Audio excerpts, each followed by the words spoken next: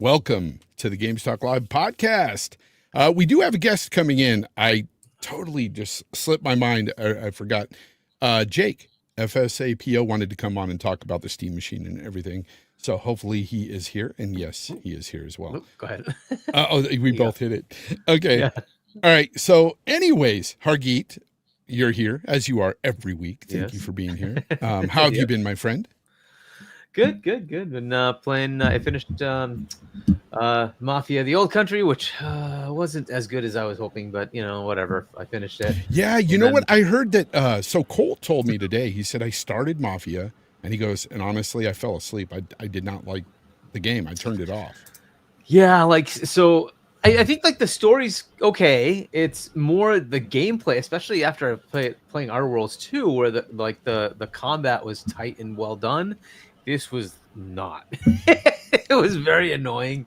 So I don't know what it is, but it did not, like, the gameplay part of it is just meh. But anyways, I muddled through it and finished it up, and whatever, it's done.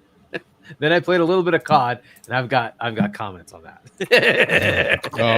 oh gosh, yeah. We need to talk about COD too. That's a big topic of discussion here.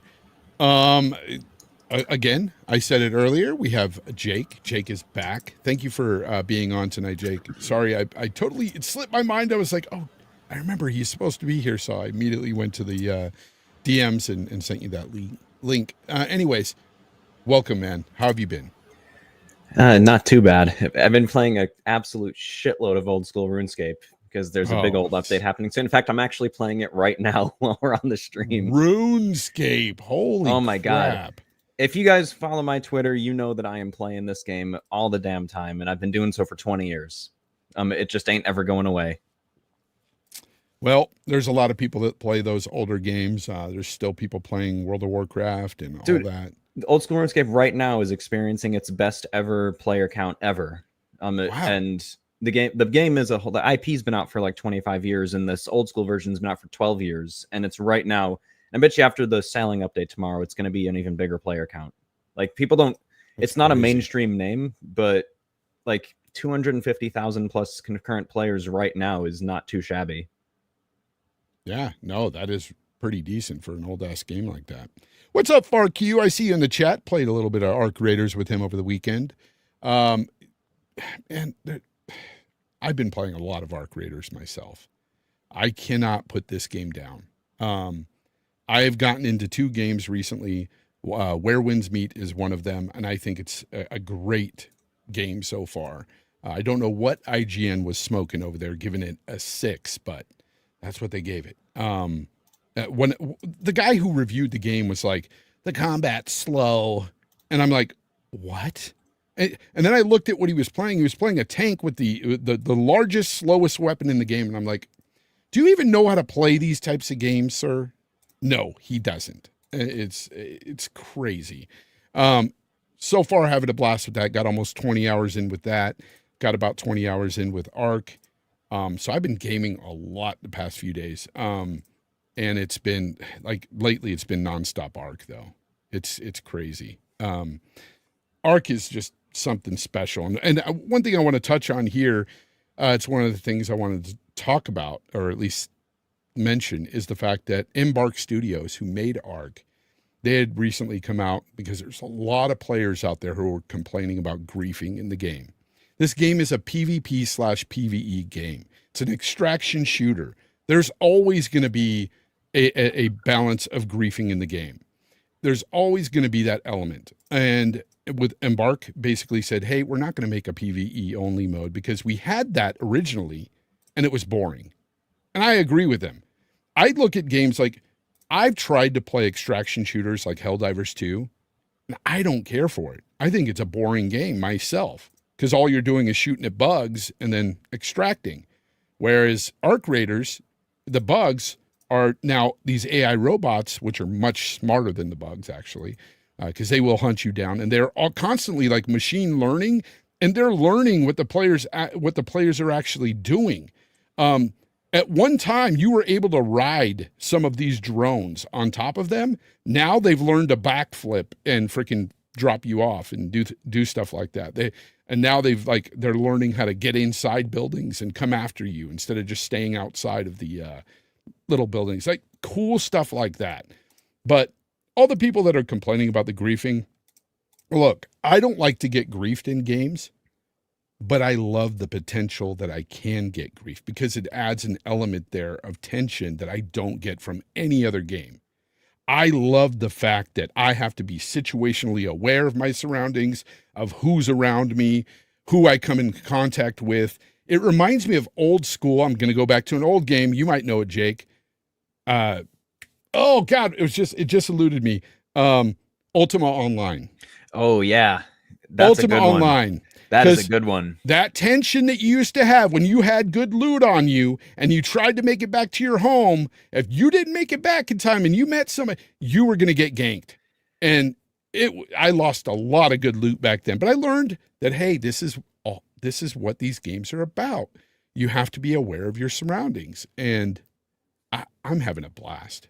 I mean, the game I'm playing right now, when you're in the wilderness, which is a region of the game, there's very lucrative PvE opportunities all over the place, but it's a PvP zone where people can kill you and take all your stuff.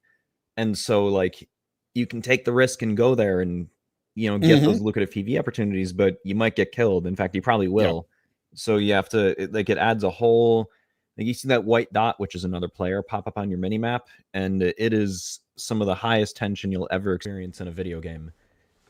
So yeah, I agree with you. And by the way, for the griefers that aren't doing it for gameplay purposes, that are just doing it like to make people mad, if you complain about it, especially on voice chat, that's literally what they want. Like anybody that like cheats in an online game, like blatantly cheats or griefs or whatever, they are literally there to get reactions out of you and get you to be angry on voice chat. And they record you and they make videos out of it. And I know that because I used to do that when I was in middle school. So like I know exactly what that mindset is. So yeah, if you're getting grief, just don't say anything. Yeah, oh no, I do, but I role play in there. And I'm no, I'm not talking about you. I'm talking just in general. Like I see people on Twitter talk yeah. about, how mad they are at cheaters and these people are losers that have no people life. Are like, you post that, they're gonna screenshot your tweets and laugh at them with their friends. Yeah.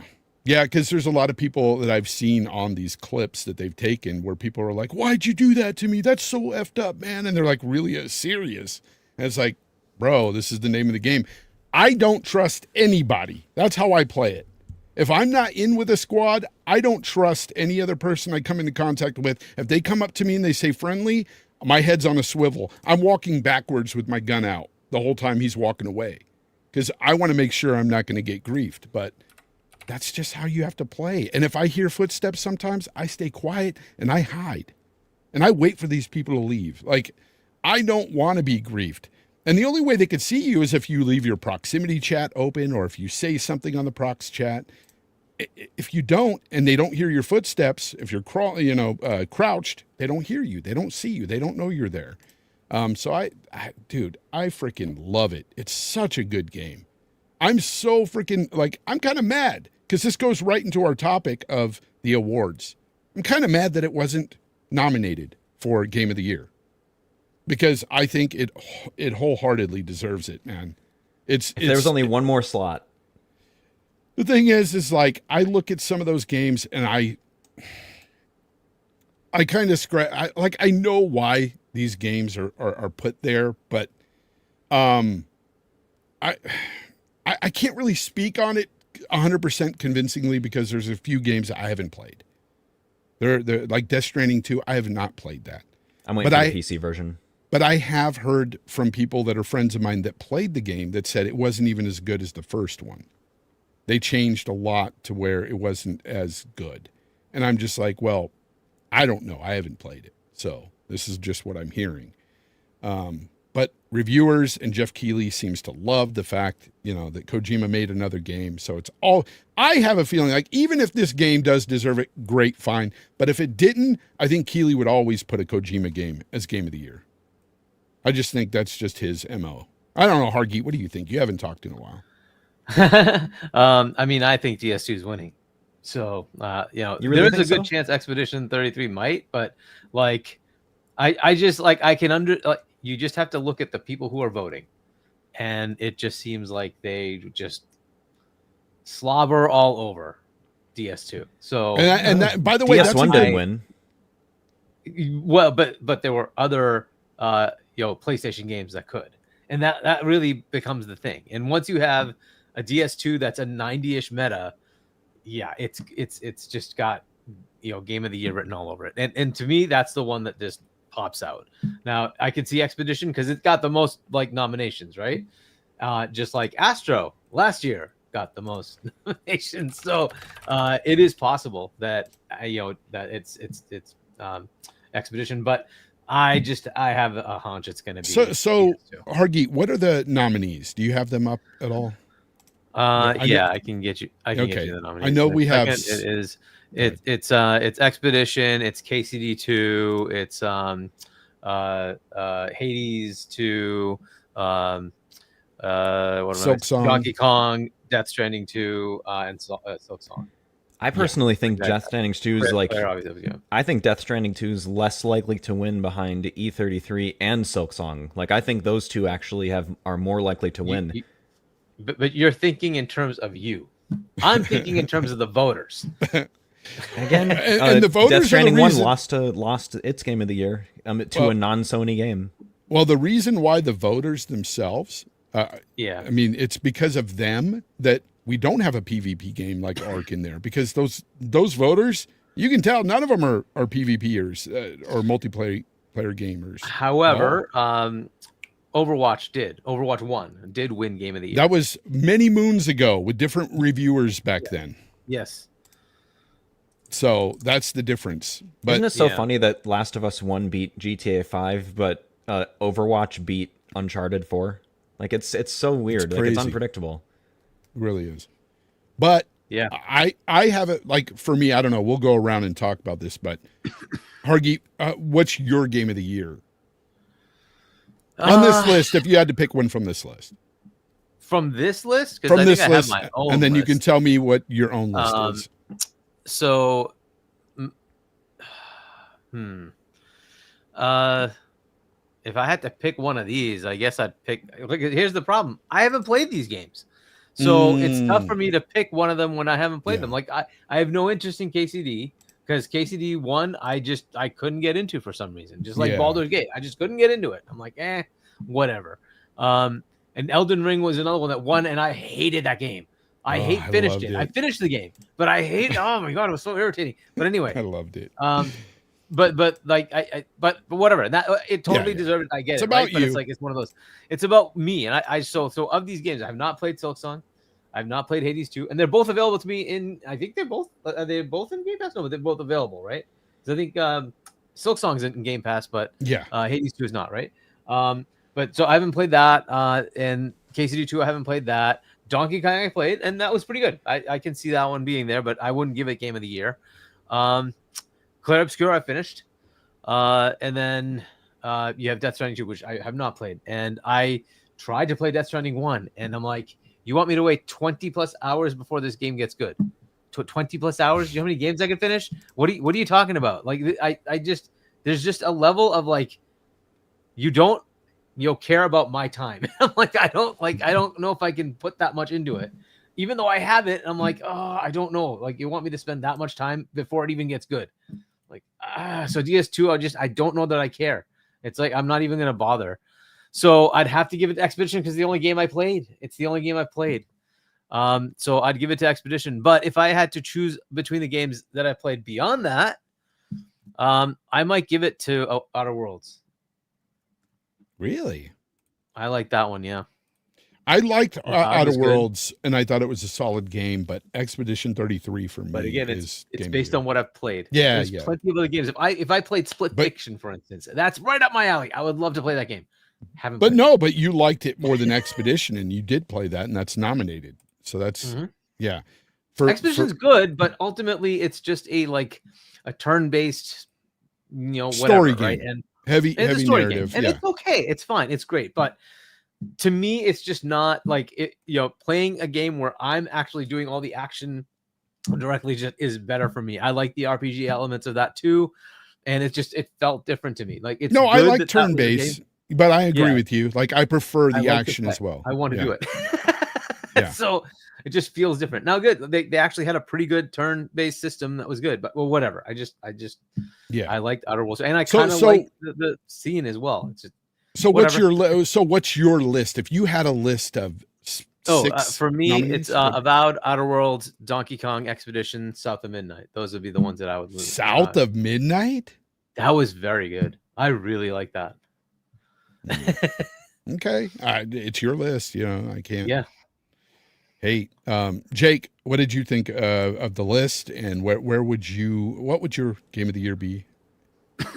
I think it's an okay lineup from what we have here. I still personally think E33 is winning. I thought that one was good. I mean, I like the old Paper Mario games, which I know sounds like a weird comparison, but I mean, those were doing the turn-based combat systems with like timing-based attacks and parries 20 years ago. So I liked those. So it stands to reason that I also liked the combat system here. So out of these, like that's my personal vote. Donkey Kong's probably number 2. But I'll be fully honest with you. I mean, I haven't played too many new games this year. I played Final Fantasy VII Rebirth when it released on PC. I unfortunately played through Assassin's Creed Shadows. I played through a little bit of Ghost of Yotei and maybe a few others, but like I don't know. This is going to be a totally weird tangent here, but I turned 30 in September, and some sort of weird brain chemistry thing happened where I've just been in the mood to play old games pretty much all year. So a lot of RuneScape and a lot of like PS2 emulation and just older games, and I've just been enjoying myself. And so yeah, I mean, I'm fine with this list. And Expedition 33 is my personal favorite, but like frankly, other than maybe Death Stranding 2, I wouldn't be too like jaded if any of the others won. Like Silksong could totally deserve it. KCD 2 I don't think's winning it, but everyone I know that's played it for the most part has really, really loved it. So it's a sleeper hit, but I don't think it has a chance of winning at this. I don't think it'll win either. But just the fact that it's a nominee is really cool, I think. Yeah, it deserves to at least be nominated. Yeah, it definitely deserves it. KCD 1, I liked it a lot. I say I liked it a lot. I played like 300 hours in that game. This game, I loved it even more because they kind of had more focus on that story, and they the combat system was just a little bit improved. I wish it could be a bit better. Like it takes some getting used to, but once you get used to it and the hang of the combat, it's okay. But it's that narrative that really drives it home, especially the ending of that game, how it plays out. Oh my God, I'm not giving anything away, but it just ends so satisfying. Honestly, it's probably one of the most, if not the most satisfying endings to a game I've ever played. It's that good. And story-wise. And I was just like, wow, that it couldn't have gotten any better. And then that was my game of the year right after I played that. And then I played Expedition 33, and I loved everything from the turn-based combat to the story to all the unlocks and everything. I thought it was a great game. The flow, the pacing, everything was really good. So that is my current game of the year. However, Arc Raiders, I would have put that on that list instead of, say, Hades 2 for me. I'm not a roguelike fan at all, so I could have omitted that. Or even Death Stranding 2. I liked Death Stranding 1. I just played it last year, and I beat the game, and I thought it was a good game. But damn, is that story convoluted and just damn near retarded. It's just really weird. Are we going through other categories, by the way, besides just the main category? Oh, we can talk about the other categories. Yeah. Oh man. Sure. Oh, I'm not going to like derail this conversation, but I got some complaints for sure. Oh, what's your major complaint here? All right, I'm trying to scroll through the Game Awards and find the best like adaptations, and this is like, again, a lot of the chat's probably not going to really understand this, but all right, I'll give you the list if you want. Yeah, sure. Movie, go ahead. Devil May Cry, Splinter Cell, Death Watch, Last of Us Season 2, and Until Dawn. So I think Minecraft movie is going to win that one, but yeah, like really Until Dawn instead of the third Sonic the Hedgehog movie. Like whatever you think of that franchise or that IP, that's literally one of the most critically acclaimed video game adaptation movies of all time. It missed last year's deadline because it came out too late in the year. and it's not even mentioned, and that's insane to me because like that blew up like crazy early in the year and was basically critically acclaimed, especially among the fan base. So they wouldn't be putting one of the biggest video game movies since last year's Game Awards in Best Adaptation. Like, that's crazy to me. Again, whatever you think of that franchise or that movie, like, it deserves to be in there. Well, at least in multiplayer they do have arc raiders, which is good. Yeah, in the multiplayer category. Yeah. I would have liked to see. Hold up, I forgot to mention what happened to Ghost of Yotei. That was a lock for Game of the Year. That's what I was being told all over Twitter. All in my chats every week on this show. I hear Face. I can't believe it. Face 23. I know you're here. You were mentioning Ghost of Yotei Game of the Year. Ghost of Yotei Game of the Year. Wasn't going to happen. What happened? I mean, I was always going with DS2 just because it was Kojima and PlayStation. I'm like, Keely's gonna just be all over come on, he's gonna love this. He wants to hand that trophy to Kojima. Come on. So I'm like, it's got to be. But I mean, at least it couldn't have at least been. It should have gotten nominated. Yeah, I understand. Why didn't it get nominated? It was better than KCD, better than Expedition 33, better than Silk Song. Better Did you than finish it? Donkey Kong? Hell no. I haven't even played it.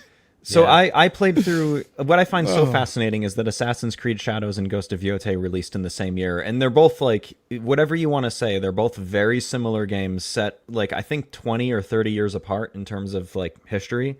I think it's 300 years. No, I mean Tsushima versus Yotei 300 years, but Assassin's Creed Shadows and Ghost of Yotei are like 30 years apart in like what eras they're set in. So it's just so fascinating how those both released this year.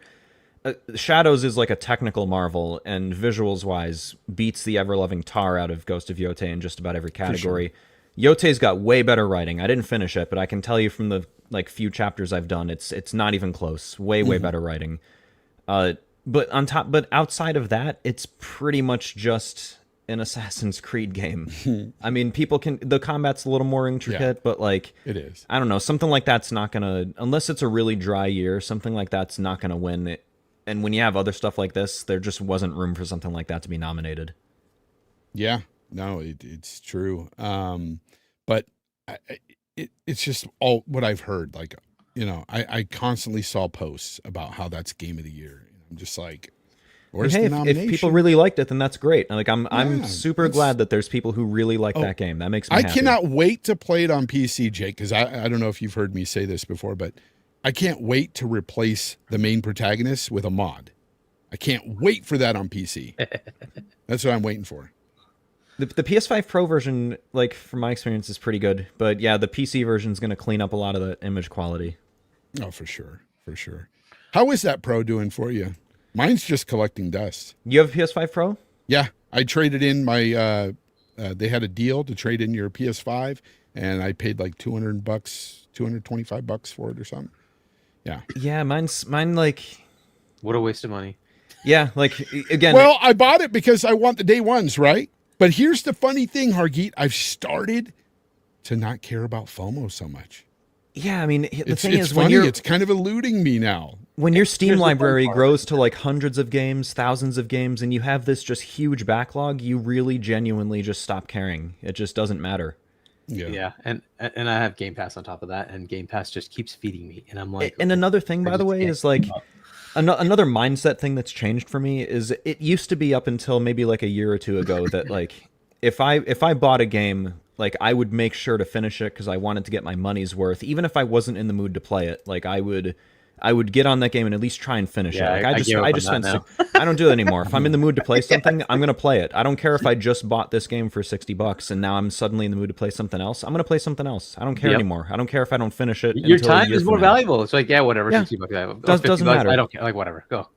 Like if I'm getting to the point where I'm frustrated and not having fun, it's not worth my time anymore. I don't want to finish a game and be like, I want to finish a game and be like, damn, that was good. I'm really like, that was fun. I want to play more like that. I don't want to be relieved. Like, I don't want to be relieved to be finishing something. So my FOMO is not completely gone. So like when there's new IP, something like a Wolverine or something, you know, GTA 6 possibly, like because Rockstar is my favorite developer, I will jump on that day one. But like all these sequels that are coming out, like for PlayStation, I haven't been buying them because I'm like, I'll wait a year and play it on the superior platform.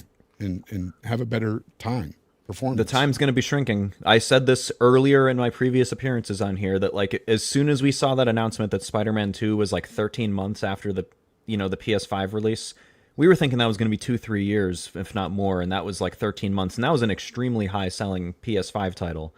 So that they are testing the waters. That time is going to keep shrinking.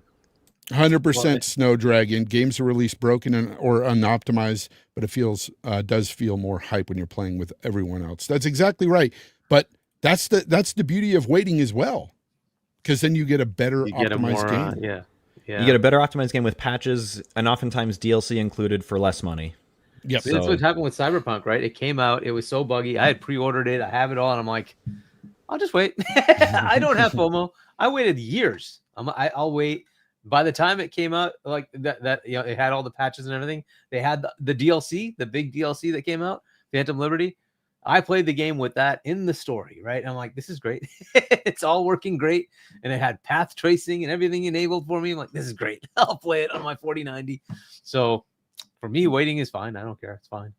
The other thing you can do nowadays, though, is now you don't need a PlayStation 5. You can just stream it. They allow you to buy the game, pay the $18, stream it to your PC. Enjoy. You don't even have to, wait. If you don't want to wait, you can do that. If this new potential for a store happens, that makes it even more compelling, because if they say, fine, you can buy it in the PlayStation store, but that store is on PC too, and you can just play it on the PC. Like, oh my God, yes, bring it on.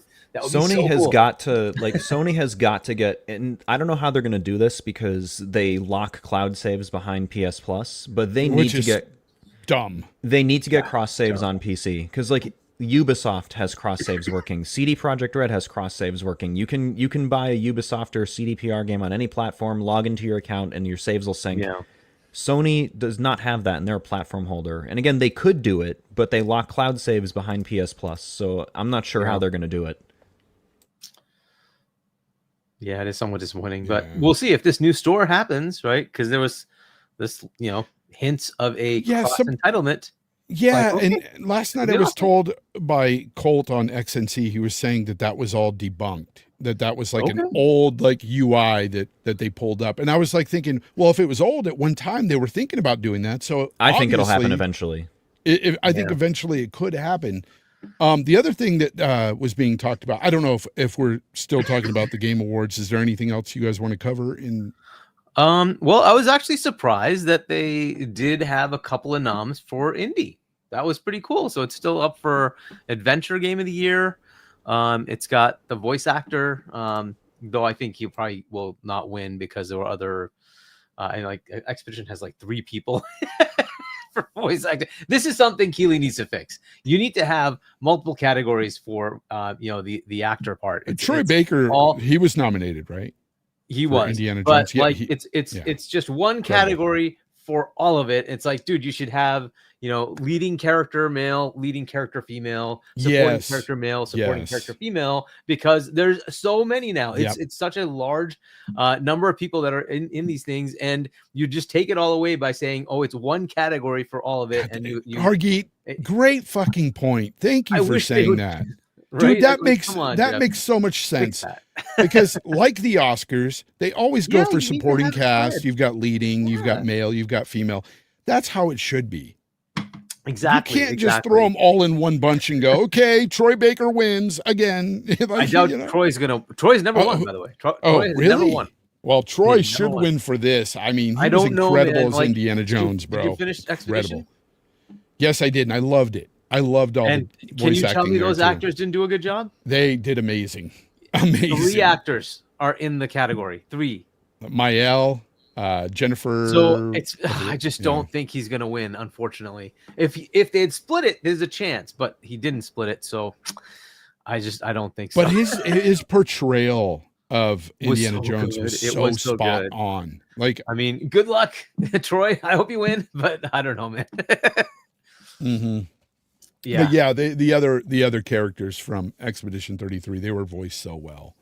They had a lot of impact in that game for me, story wise. So I definitely can see that. It's tough for him to win against that. Yeah, they need supporting cast. They need male, female. Come on, let's do it. Jennifer English, that's it. BT Maverick. She's awesome.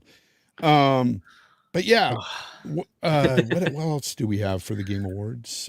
So I can just give any- you all of them if you want. So best direction, it's Clair Obscur, it's Death Stranding, Ghost Yote, Hades 2, and Split Fiction. Next one is best narrative, Expedition, Death Stranding, Ghost Yote, KCD, and Silent Hill. Best art, Expedition, Death Stranding, Ghost Yote, Hades 2, Silk Song. You can see a pattern. Best score and music. Yeah. This one I'm a little annoyed with, but Hollow Knight, Hades 2, Expedition, Ghost of Yote, and Death Stranding. The one that I was hoping they would do is South of Midnight. It had this fantastic soundtrack, which I don't know why they didn't see that one, but whatever. Best audio design, Battlefield, Expedition, DS2, Ghost of Yote, and Silent Hill. And next category. Best performance is Ben Starr, Charlie Cox, Erika Ishii, Jennifer English, Konatsu Kato, and then Troy Baker. Innovation and accessibility. Can I just say, I think they're going to give it to Erika Ishii. Mark my words. Probably. I think they're going to throw at least one. They're going to throw a bone to that game Yeah. at least. Yeah, probably. Which I don't know how she acted in the game. I don't know. She was good. I have no complaints. She was good. Yeah. But innovation and accessibility, AC Shadows, Atomfall, Doom the Dark Ages, EA Sports FC 26, and then South of Midnight. Games for Impact, Consume Me, Despelote, Lost Records, Bloom and Rage, South of Midnight, and then Wonderstop. And then Best Ongoing, FF14, Fortnite, Helldivers 2, Marvel Rivals, No Man's Sky. I swear to Best God, if Final community. Fantasy 14 wins that again, especially because that game's going through some serious problems right now, and yet it somehow wins every single year. I don't get it. it used to be really good and updated often, but It's still updated often, but the recent expansion, people that I play the game a little bit, people didn't like it very much, and unfortunately, with a large MMO like that, with like literally I don't know if it's literally 1,000+ developers, but when a game like that makes a mistake, it's very hard to pivot because it takes so much effort. Gonna toot RuneScape's horn again. That game's got like a 30-person development team, so when they fuck up on something, it's very easy for them to fix the problem, and that's just something that Final Fantasy's not having. I think Best Ongoing, No Man's Sky still deserves that again. Roshan, it's KCD is Kingdom Come Deliverance 2. yeah. All right, and then Best Community Support, Baldur's Gate 3, Final Fantasy 14, Fortnite, Helldivers 2, and No Man's Sky. And then we got Best Independent Game, Absolem, Ball Pit, Blueprints, Expedition 33, Hades 2, and Silk Song. Silk Song's getting that one. Best Debut Indie Game, Blueprints, Expedition, Despelote, Dispatch, which by the way is pretty good apparently. Yeah. Megabonk, which has pulled itself. So Megabonk, the developer, decided. Well, he said that it wasn't a debut game, so I want to try Dispatch myself, and funny enough, like the developers for Dispatch didn't feel like putting it on Xbox or spending the money for a port or something. Like it's on PC, right? So yeah, I don't. Yeah, but I don't. It's kind of bad because is that something that do you think that's something that we'll see more of in the future since Xbox is going to be making a PC hybrid? Some companies just saying, hey, they could access the game through Steam or Epic, wherever else. Why put a port out for Xbox? Because of the store. And I think that's going to be much more interesting to them now, right? Because of the changes that are coming with it's open, independent store. People can just go, indie developers can just publish whatever they want. There's no NDA, there's no publishing thingy, there's just go do it. That's just right. We talked about that last week. Yeah, so that's basically just copying Steam though. Yeah, literally. It's what Steam does. They're just letting it go. Like, go ahead, do whatever you want. And by the way, there are some games, like there's some game categories that I don't think, especially if you have limited funds or something, may not be worth putting on Xbox consoles anymore. But we just saw, I know I'm a little late to the game on this, but we just saw wild success for Helldivers 2 on the Xbox consoles specifically. So yeah, there's certain types of games that might still be lucrative on the hardware itself. So, and the other part of that is the packaging, right? So now it's going to be, you just publish it to the Xbox, to the Microsoft store, and it's on both. It doesn't matter anymore. So now will this be the same the same thing they're going to do for the consoles that'll be out there still, because like the Series S, Series X, that's going to go well into next I don't gen. know that it'll do that. We will see, because it could do that. There's a lot of potential for them to take all these things they're doing for next gen, Because and that's what put them I'm on Series S and X. Yeah, because that's what I'm very wondering. viable. Like they need to have something there, because you can't really fracture that base and be like, well, you guys can't get this game because this is only on the new console. But that happens all the time. Is that any different from like when we got the PlayStation 1 and then the PlayStation 2? Like, I mean, I guess that's a bad example because that has backwards compatibility. Well, I mean, just think of and like 64 to GameCube. PS5, Spider-Man 2. You can't play that on well, I'm PS4. just thinking about how we have this Right. cross-generation thing this time around. There's still But cross-gen Doom: The on. Dark Ages is only on Xbox Series consoles, not on Xbox One. I mean, there's plenty of games that are like Avowed is only on Xbox. Yeah, but Series consoles. not hindering it because of limitations, but hindering it because of, like hardware limitations, but because they don't want to spend the money porting to those older consoles.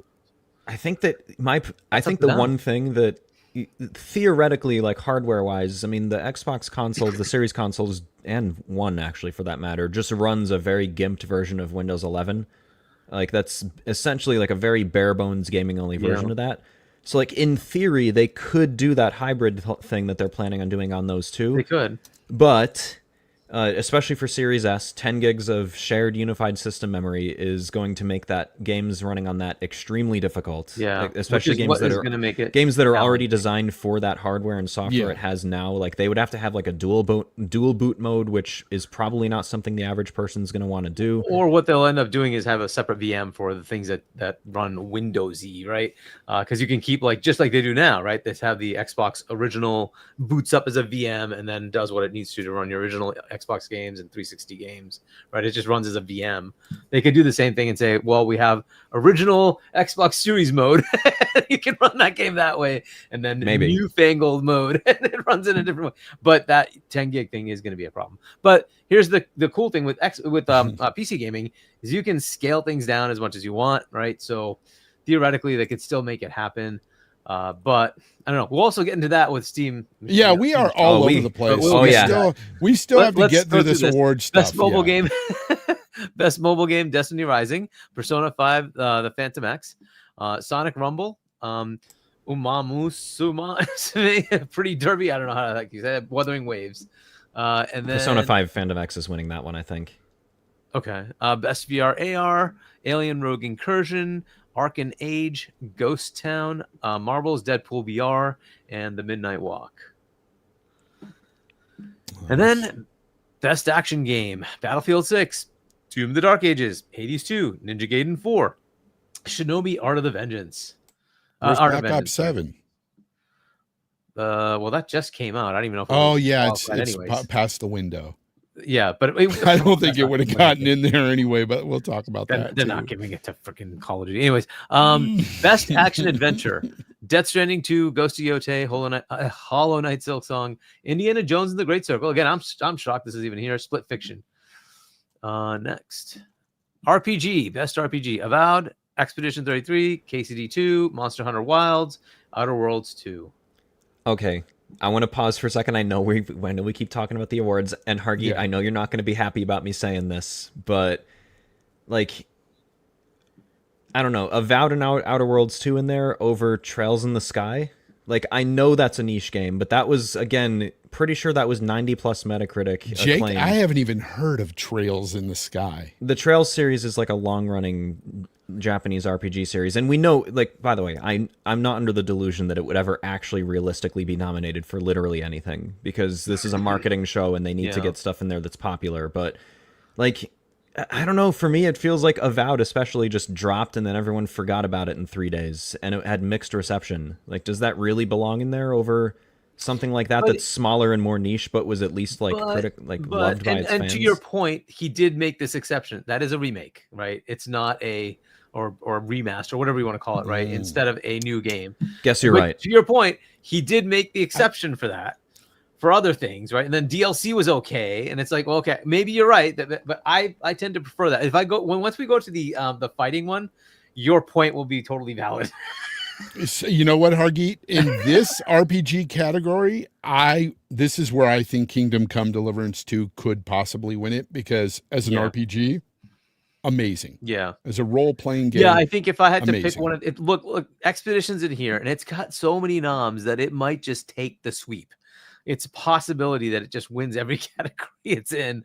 But I can see Monster Hunter as well. That's a pretty big, very well-rated game, and KCD, and I think they're both kind of in the same range in rating.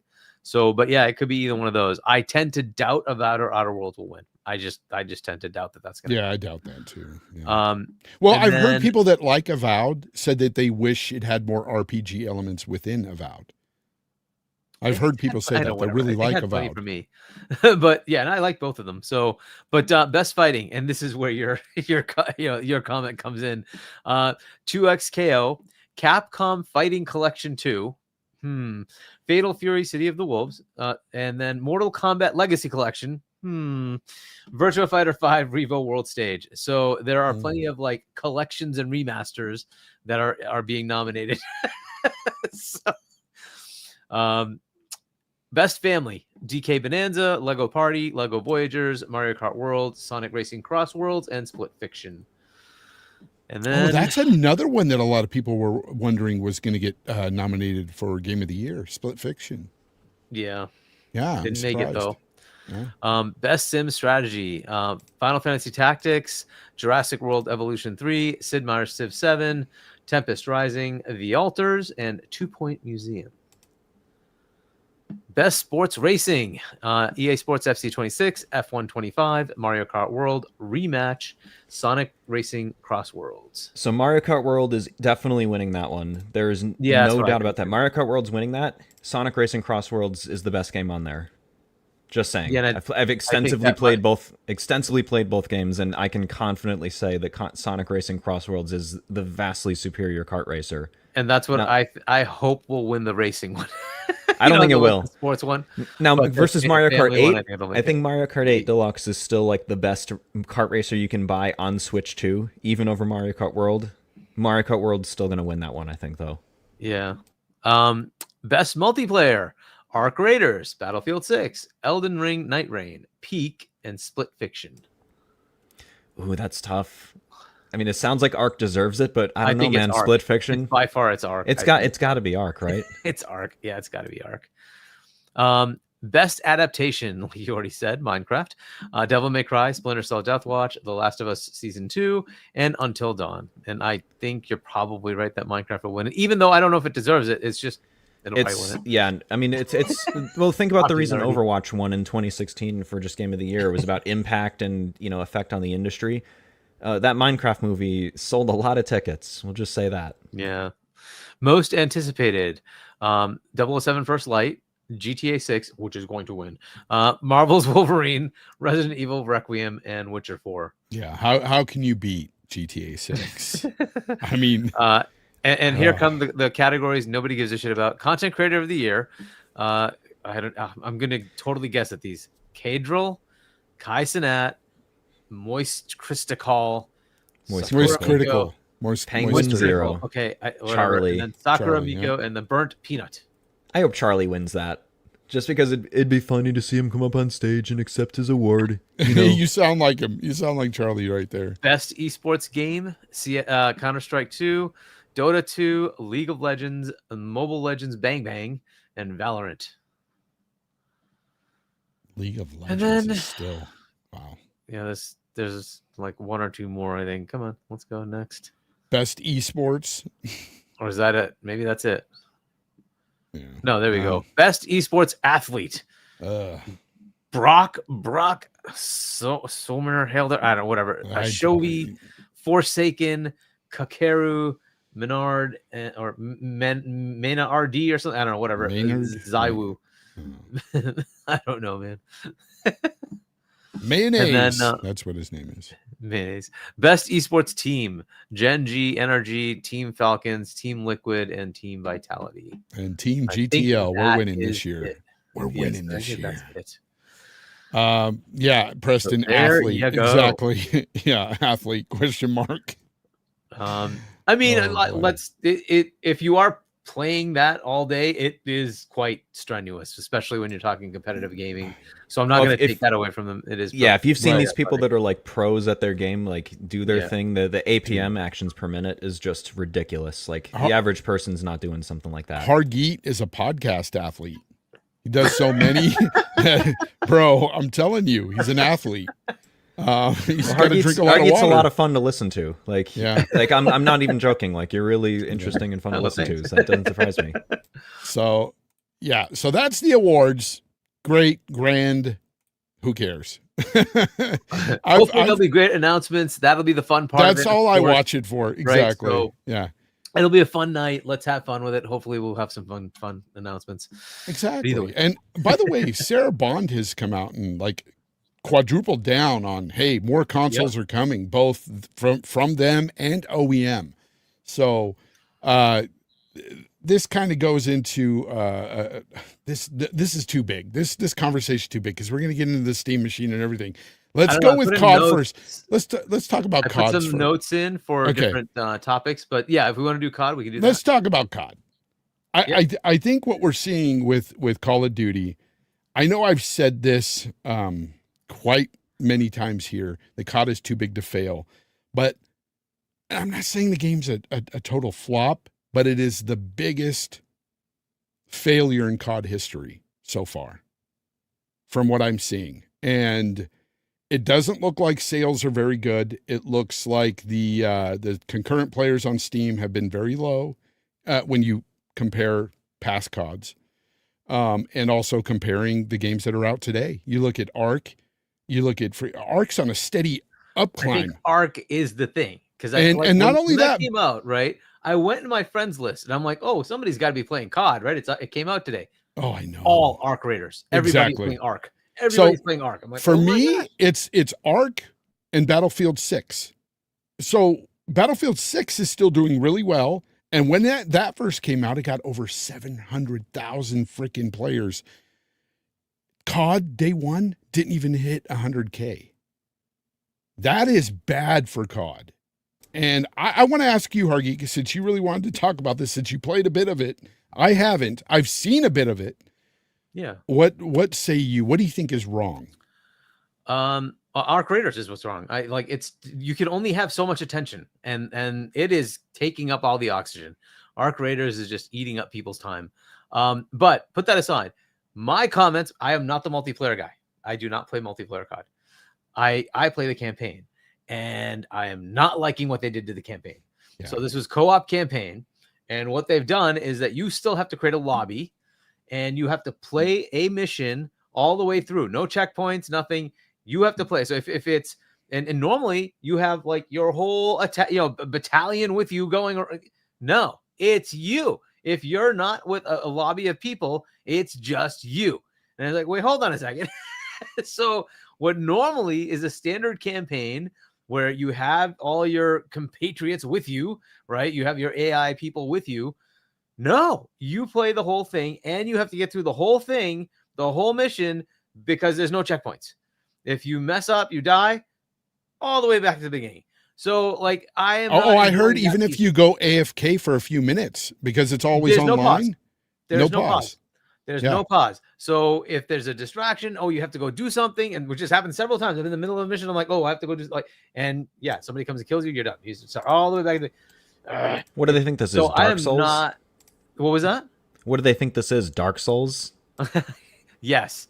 I'm not enjoying that piece of it at all, right? Because I'm used to the old COD style where you just go in and you have checkpoints and you can totally quit and come back, or I can even quick resume. I don't care, whatever. But no, now I play this on PC. I am just not enjoying that part of the campaign, which now basically says first, I need to find players that I can play along with, because you pretty much need to have that if you're going to really go into this. And then second, I can't pause. I can't do anything. I have to spend 2 or 3 hours on that mission or whatever it takes to get through the mission. And then I can go away because you can do the next mission. But that's just insane. I'm not liking that part at all. I think it's because they wanted some sort of anti-cheat in here, and a single player game, mind you, or not a single player, but like the campaign. Because Yeah, it's not really what? single player; it's co-op, right? Like Exactly. But it's not like why do just- that? I've just a normal enjoyed co-op. campaigns from COD for many years. I've Yes. liked the campaigns. And Why so they that's had gonna to make go it and tough. Warzone the campaign, I don't understand. And so it makes it difficult for me to want to engage. So your point about people not engaging with the game, it's like, well, you've made it so challenging for me to spend like, hey, I've got 20 minutes. I can go play a part of it and then just, whatever, I'll quit and then go back to whatever I was doing, or I like go to sleep or whatever it is, right? No, I have to spend multiple hours. I'm like, I don't have multiple hours. So now what? So you're basically taking this away from me, right? Whereas like if I was playing Outer Worlds, I could just do a little chunk, save, goodbye, I can come back later. Right. And that whole thing is gone. So a lot of the concurrency for me right now, I would think, is people wanting to get through the campaign. Again, there's a lot of people who don't play the campaign. I get that, right? It's majority play multiplayer. But for multiplayer, you've got to compete with Arc Raiders, somewhat Battlefield 6, though I don't think that's really pushing much here because I think Arc Raiders is pulling all the oxygen. I think that's really the game. It's pretty obvious, right? And if you're going to compete with that and then you're going to take away the campaign, for those like me who will only engage in the campaign, it just makes it like, yeah, whatever, COD, move on. And that's kind of what they've done with this. So I'm kind of disappointed. I hope they take that feedback and do something with it because I think that's really asinine. You need to have checkpoints, but okay, whatever. So anyway, so I don't know if you guys have played it at all, but I have. That is my feedback. Have you played it, Jake? That's a funny joke. It's people have been saying on Twitter this year, like, oh, if you're still playing and buying COD Day 1 in 2025, you don't have any gamer creds or whatever. And meanwhile, I'm looking through my Facebook memories from like posts from 2011, 2012, basically me saying the exact same thing, but from that year. It's like, even back then, that many years ago, people were like, man, they're just releasing a COD every year and it's really starting to get stale. Why are people buying these? Here we are. We're still here and it's still happening. I just want to point out the concurrent players right now on Steam. This is just Steam, by the way. 70,000 players right now are playing COD. Still something. That's not bad. Okay. But yeah. Then you compare it to Arc Raiders, which is 311,000 right now. See what I mean? Like, and then you compare it to Battlefield 6, which has 174,000 right now. Yeah. So, but Arc Raiders just they are just falling far behind. Well, you're comparing like the majority of players for COD are generally not in Steam. They're usually on console. That's generally where you find it, and which is why I'm looking at it saying, okay, if I'm looking at my and Xbox is by far. But past CODs have gotten 300, 400,000. Yeah, and then they fall back. Concurrent players on COD. Usually around that range on there. But still, it's a new game. They don't fall off until at least like a month or so. But later. The majority of players tend to be console, right? And that's why, like, I'm looking at my console. I'm like, where's all the Call of Duty players? It's all Arc. I'm like, okay. BT Maverick 707 says, I finished it on Monday. Felt like they threw a bunch of leftover assets together and made by usually AI. Happens to this one, right? Like it sucks for the campaign. It's okay for weird zombie story game. Yeah, it is kind of an odd campaign, but whatever. Danny Passion with a 5. Thanks, Danny. He says BF6 and Arc are the multiplayer games of the year 2025. Hargeet, accept it. BF6 is eating COD. Laughing emoji. Everything multiplayer seems to be eating COD right now. It's there's a lot of bad feedback from COD players. Like I've been in several party chats on Xbox where I've heard guys come in and say, hey, I stopped playing COD. I don't like what they did to the campaign. It's horrible. Yeah, I'm like, for me, I went into it saying, oh, I'm going to play the campaign. I'm like, this is crap. I don't want to deal with this. So, yeah. So, you know what this means, right? What? I doubt they put COD in Game Pass next year. Why? Why would it matter? Because they're losing a lot of money here. With COD not being, we don't know that the selling. multiplayer doesn't start, kicking up again, right? We'll see. But if it goes the same way, just me talking. This is not something like I know or I heard something. I don't think it'll be in Game Pass next year. I think they'll keep it on. Because I think they're losing so much on this COD. But who knows if it does go down this route, keep getting worse for COD. then maybe next year, many people won't even buy it regardless. They'll just be like, I don't want to play COD. That just depends on how many people want to get COD, right? So we will see. The Yeah. COD players, they usually just go buy COD. At the end of the day, it's one of those things where multiplayer games are very finicky. Like they go up and down. Yeah. Helldivers 2, we've seen high highs and low lows and back up to highs again. So anything can happen. Same thing with ARC. Right now, we're seeing it's still on an upward trajectory, but at the same time, they could fuck it up. Who knows? Anything could happen. But hope they don't, but could happen. But yeah, it's just, it's crazy. Now let's get into this bigger topic, OEM. Well, let's do the smaller one, which was the ROG Xbox Ally sales. Have you seen about that one? No. Tell us. I have not heard. Asus put out their financials, and they basically said that they did not realize the demand was going to be this high. So, and what they're finding is the higher tier, the $1,000 variant, is by far the one in demand. So what they sold for the ROG and the ROG X, and this is the original two, not the Xbox version, was around 500,000 total. They've reached basically about half of that already on selling for the ROG Xbox and the ROG Xbox X. And it's about like 15-20% for the lower tier, 80+% for the higher tier. The lower tier sucks for the price. Maybe, right? But apparently people are happy to pay the $1,000, and so they've reached like 250 already, 250K-ish already in unit sales. They're trying to ramp up. They are not going to make it for holiday. You can already see if you try to go buy it. It's January now at this point. So they are trying to ramp up, and what they believe is quarter to quarter to quarter, they're going to keep selling that many. So it is apparently doing pretty well. How much did it sell? Did they give an actual number? 250. They didn't give the exact number, but based on the amount of money they made, we guesstimate, and they gave a ratio of how many were this versus that. And so from that, people have gleaned it's about 250 in that range. About 250-ish K units have been sold already. And that's pretty decent for a handheld, to be honest. Yeah. So ROG and ROG X, the two of them combined, the non-Xbox versions, sold about under 500K total. Okay. So, and this is already half that. And that's in 1 month, because it was from October, was it 6, 3, whatever, to November 3. That was when they. Well, with the financials, does this only talk about this particular unit, the Xbox ROG Ally? Yes. Yeah.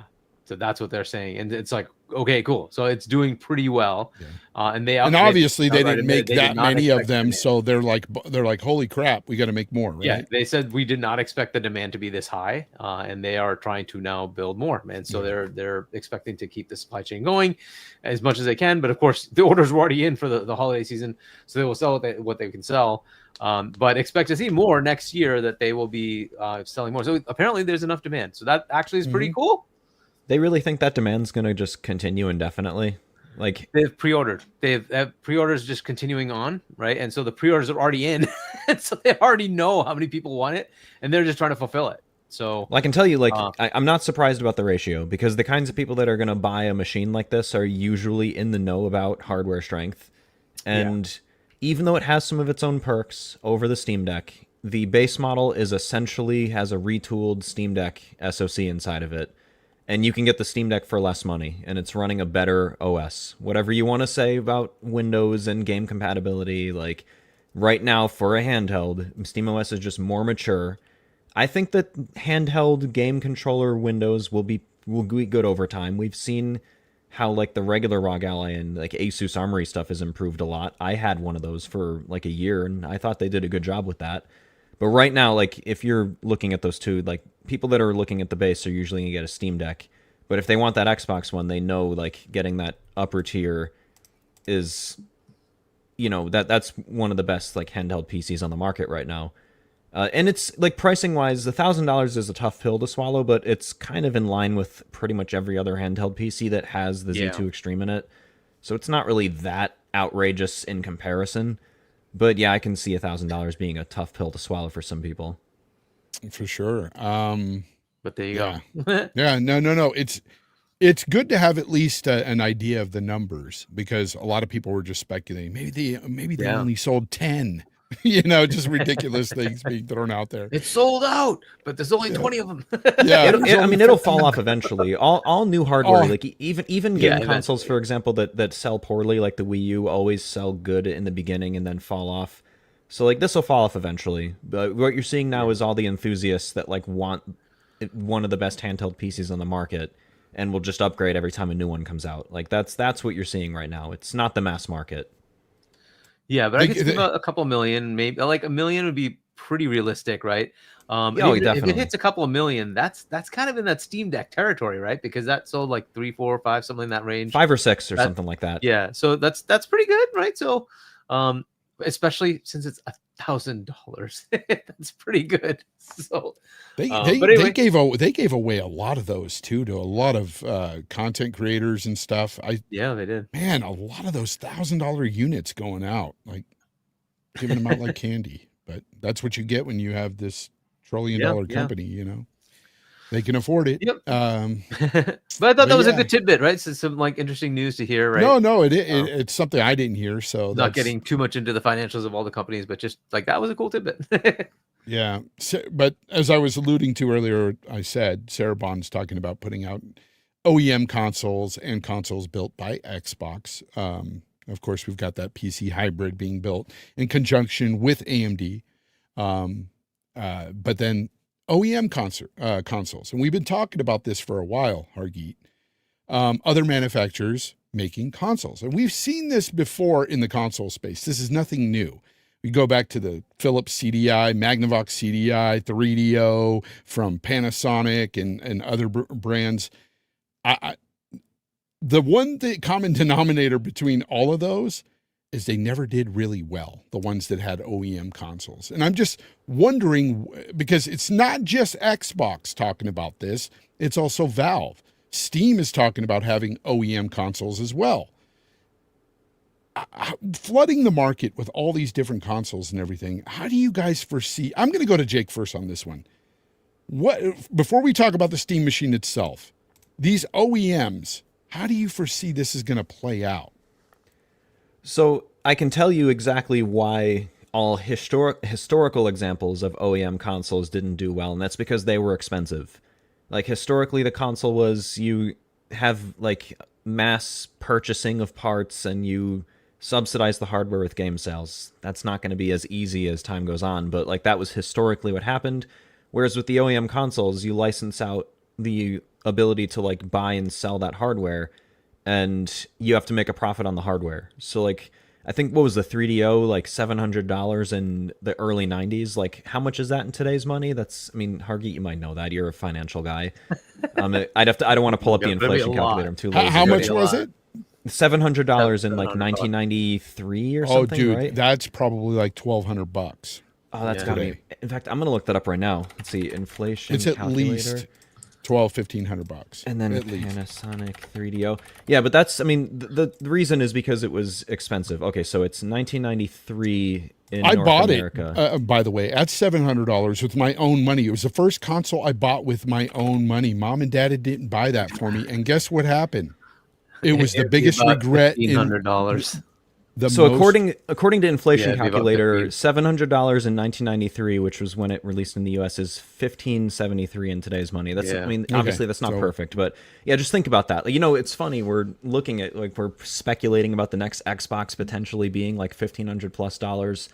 I mean, yeah, that's the reason why those OEM consoles didn't do well. They were just expensive, whereas you could get a, you know, PlayStation for a third the amount of money and get probably a lot more games from that. So do I see things changing? I mean, it really depends on how subsidized the next consoles are. Like, what's the price of the PS6? What's the price of the next Xbox? And, you know, there will be no subsidies, bro. They're going to subsidizing anything. It's that's the thing. It's like that part's changing. So how much of that gap is still going to be there? I'm not totally sure. Another thing is, like, you know, the marketing power. Like, we were just talking about the Xbox Ally X. Like, you know, that, let's be fully honest, that Xbox Ally X sold what it did because it has the Xbox logo on it. It has the Microsoft branding and marketing on it, as whatever, like, you know, as relatively minimal as it is. So that helped quite a bit in moving those units. So having some brand identity does help, but I'm a little skeptical that like OEM consoles are really gonna take off. Like Yeah, I don't think that's gonna really be a major especially thing. in the very beginning with the OEMs, especially for Xbox. I think the OEM that's supposed to be out next year, there's a rumor anyway that there's an OEM console coming out next year. I don't know, if it's AMD making it or somebody else, but it won't have a backwards compat chip. So you're not going to have your full library there. So it's not as enticing as, say, the next Xbox PC hybrid. So that type of OEM, I'm like, okay, it depends on price. Like if somebody's really going to spend the money on that, I don't know. Like there's a lot of variables there. We don't know what it's going to be able to do, how powerful it is, so we can't even speculate on pricing. So at this point, I'm not a big fan of the whole OEM thing, just based on history, just based on what I've known in the past. But as for Valve, by the way, OEM, like they're already doing that right now. There's a Legion Go S model you can buy with SteamOS on it, and SteamOS is not available to the public market right now. So like they're doing it right now as we speak. Yeah. So doing it in like as like get it. Can't you download that? I mean, you can kind of get it, but like it's you can kind of get it, but it's technically not like officially just supported for the wide market right now. But you can get it on a Legion Go S. It comes stock with that as an option. So it's, Valve doing that also for their TV boxes. Absolutely, they're going to do that. Valve doesn't care about making profit on the hardware, because the reason they're making game systems right now, like the Steam Deck, is not to move hardware. It's not to compete with. We're going to talk about this later in more detail, I guess. They are making it because they want to increase adoption of SteamOS and Linux. Yeah. Like that's what it is. They want Drake Williams. No. Oh, go ahead. Yeah. We're not doing 50-year mortgages, man. No, that's a bad idea. That's a horrible idea. If you can't Horrible. afford a house on a 30-year, then don't buy a house on a 50-year. Don't buy a house. We'll just say Exactly. that. Yeah. 50 years, bro. But yeah, Your that's kids will be paying that off. I mean, people right now are doing 8-year car loans, so like, yeah, people are absolutely going to jump on those 50-year home loans. It's insane. Like, you should never do that, but people will do anything they can get the monthly payments lower. But so let's get into the whole Gabe Cube, because that's what it is, the Gabe Cube. Let's talk about the Gabe Cube. What's great is on SteamOS you can set your own custom startup animations, so there's going to be people there's already a Gabe Cube animation, so people are going to be using that. Yeah. So I just want to speak on this really quickly. When I first saw this talked about, when it was put out on the internet and I saw their little video, I was like, who's this for? Who cares? Like at first I was just like, whatever. And then I started looking more into it. And then I went to Digital Foundry's video and I saw their breakdown. And I was like, oh, cool. It's not quite as powerful spec-wise as, say, the PlayStation 5 or the Series X, but it's almost there. And it has a good operating system that should run these games pretty damn well. SteamOS is amazing. Great. And then I was thinking about, I went online. And I went to the most popular apps, TikTok, and all these reels. And I'm just getting nothing but videos of people hyped for this box. And so I'm like, this thing, people are actually really excited for this. This is a big deal. This is not something that kills Xbox. I'm not one of those guys. But what it does is, I would say it disrupts the industry a bit. The console industry. It throws a wrench into it and says, hey, here's another player on the field that plays a lot of great games really freaking well, and I believe it'll be at a great price. I think Valve, because they built this thing, I think this thing is going to be under $600. I've seen people speculate, console guys, it's going to be $800 to $1,000. You guys are stupid. I'm like, there's no way. This thing is going to be under $600, and I think it might come out without it could come out without a controller and be. They already said that. They already said it's $500. going to have an option without and with. Yeah, $500. They have an option with and without, and there's a 512 gig and a 2 Think terabyte. about I want one of those controllers. I'm getting that day one. I don't. That's an abomination. I will use an Xbox. Have you used the controller. Steam Deck before? Yeah, Yeah, so, I'm okay, not so a you big know. fan. I'm not a big fan. I don't like the trackpads. It's like, you know, it's like playing a game on your laptop with the trackpad to me. I don't like them. I don't have any. I just don't care. But anyways, that's all I wanted to say about that really quickly. And Hargy, when you saw it, what did you think? What? I have lots of thoughts. I'm disappointed in the RDNA 3.5 because you're releasing something that's coming out, 5 years after the current consoles, when we have a PS5 Pro that has Pisser, which gives you AI capability, and this does not. So FSR 4 requires RDNA 4. They might backport it. That's possible, but they would have to do things to make that happen. Again, that might come out as part of this thing, but 3.5 really today, like I just find that disappointing. So I'm not sure what AI capabilities it's going to come with. So that's a little bit of a miss for me. 8 gigs of VRAM. If you're going to say it's 4K, I'm a little disappointed with that too. It'll work, or they'll just they'll have to with FSR and frame gen. Yeah. So you'll have to kind of deal with, but the problem is now you have to have something that will handle the compression of that, and it's PC. It'll there's plenty of things that do all that. That's fine, but I just don't like it. I think like nowadays 12 is kind of minimum. I just think it's kind of weird to say you're gonna have, but I get it. It's for price. They're doing it for price. So 8 gig kind of disappointing there. 6 cores, okay. Like the consoles are all 8 cores. All right, fine, because it is M4 versus 2. Maybe that'll be okay. Having it about just shy of 9 T-flops, okay. Again, like it's close enough to say a PS5, but it's gonna still probably be outshone by the PS5, routinely. So we'll see how that plays out. What I don't like about it is it's Steam OS, but you can always put on Windows. And for those who will say, hey, but SteamOS is good and it's Linux, you can't play any of the big games.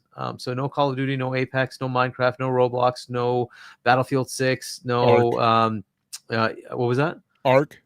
Arc, yeah, probably not. I'm not sure. I'll have to validate that one. But pretty much all the big multiplayer games are not accessible. And so you have to kind of take that into consideration, right? So now if they offered a version with Windows, wow, would that be much better? Because now you got everything, right? And just say, here would be the best case that they could do is say, hey, Microsoft, let's partner on this. And let's do the full screen experience. But instead of it having, and I don't know if you've even played with this, there's a toggle that you have a drop down. You turn on full screen experience, and then you have a drop down, and it only has Xbox right now. But it very well could have Steam right there. And it starts up in Steam Big Picture mode on Windows. That would be a much better option because now you got access to everything. You've got the option to bring on all the other stores, and it runs every game. There's no limitation. You've got everything. You have the downside of potentially a little bit more overhead. Fair enough. But now you can market it as a game machine that does literally play everything. I guess Arc Raiders does play on the Steam machine. Steam Deck right now, currently. So whatever plays on Steam Deck without you hacking things, because there's always people who will hack things. Yeah. So I'm not looking at people who are doing that, because if you're capable of doing all that, then you can decide whether you want this as a convenience or if you want to just build your own thing. And a lot of people will just build their own thing. That's just kind of how it goes, because then they'll get the power level they want, the components they want, etc. Right? But I think it's nice all in one if it can come in at a good price. And the price is still going to be kind of a pain for me, because I don't expect this to be $400. That'd be crazy. So I'd say 5 to 6 is reasonable. That's reasonable. I probably to the higher end. If you want it with the controller, it might be more expensive, but at least around there for the 512. The 2 terabyte, obviously they're going to charge more. You can expect probably 100, 150 more, whatever. Fine. Where I like it actually is as a Windows machine. Just forget about gaming. My productivity machine, the one that I'm doing content creation on right now, is about that power because I don't need more than that. It's a nice small form factor mini PC that they're giving me for potentially a very good price. It's not bad. It's expandable. I might put in a couple more gigs of normal memory. It comes with 16. I might bump Yep, it they to did 32. confirm that those are actually upgradable, so that's good. Yeah, so I might bump it to 32 and say, cool. I have a small form factor PC, has plenty of oomph for content creation, and I don't have to go build my own, right? My current machine has a 7700X. Yes, that's more cores. And then it has a 4060 Ti. And the 4060 Ti is very close to what they're giving me. And I'm like, you know what? That's actually not bad. If you I can would bump, recommend if it you for can that. bump that RAM up to 32 gigs and it being on the Steam OS platform, I think some of those games could potentially, especially with the fact that you can adjust your game settings. Like the settings are crazy on PC games. It could be run better than PlayStation 5 versions. Well, we'll see about that. I don't know about that. You still It have could. the VRAM limitation, which you can't change. The VRAM No, you can't change but the VRAM. But at the end of the day, like at least you can tweak things there and make it, work the way you want. So the other option that I think the overall best option is to give you the both right option. Like it boots up and says, do you want Steam or do you want Windows? And you can choose to boot up to either one whenever you want. And that way, for the most time, if you want to play games that work well on Steam, Steam OS, go at it. If you need to switch over, it's right there, and you don't have to like do any install yourself or anything like that. It's just right there. You just flip it and it goes to Windows mode, and you can now play whatever else you want to play, right? So these are just things that they could think through, and maybe they can do that. But what I'm sure there'll be people out there that will say, here's the thing that will go install it in that mode for you, and then when it comes up in a boot menu, you can choose which one you want. It'll default to SteamOS, boom, right? Right, and you can just do all that. I think there'll definitely be somebody who'll create the recipe for that, right? Why not? Fine. But that was my initial thoughts about it. I have zero reason to buy this thing because I already have my productivity machine, and I have a PC that runs on my TV that's running with a 4090. I have no need for it, right? So, and I have that running with Xbox's full screen experience. So, for me, it didn't have much appeal, but I like it. I can recommend it as a mini PC. I cannot recommend it as a console because for the price of $600, you can still get a PS5 that's cheaper, and the PS5 will play every goddamn game. Yeah, you'll get more games, and that's on the Steam machine. And though, there's no fuss, no muss, no nothing. It'll just run your games. Yeah, right? but I can even recommend the Xbox. I would recommend the Steam machine over the current consoles myself, and that's because you have access to way more games. I know there's certain multiplayer games that are unavailable, but you have a way bigger library on Steam. Just certain ones. It's the biggest ones, right? I don't play COD. I don't play NBA 2K. But the average consumer, they probably do, right? And so if you're putting this in your living room, what are the games they're going to play on there? That's the problem. I played a lot of games. JRPGs. I play Ark in there. lots and lots of JRPGs. Danny Passion, thank you for the 2. He says, I'm going to change it to GabeCube is the bridge to PC gaming for casuals. Potentially. I think he's right. Jake, now you have the floor, my friend. What say you when it comes to the GabeCube? So I want to address just about every point that was brought up. And I agree with most of what you're saying, Hargeet. I just want to mention that. But I'm going to address a couple of the points. One, a Windows offering. Not going to happen. As cool as it would be, Valve, again, the entire reason they made the Steam Deck, the reason they're doing this is because they want an increased adoption of SteamOS and Linux over Windows. They don't want Microsoft, cornering the market with Windows. They had a scare back in the Windows 8 days when they were worried that Microsoft was going to lock down gaming on PC again. So notice Steam machines and SteamOS popped up shortly after that, by the way. The first round was 2013. So just something to think about there. So that's not happening, at least not officially.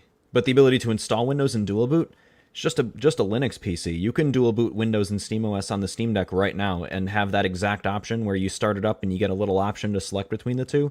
You can do that right now on the Steam Deck, and that was available within pretty much as soon as they released the drivers, the Windows drivers, which I think Valve will also do for this. You just buy a Windows 11 key for $20 legally and install it in another partition, and you're good to go.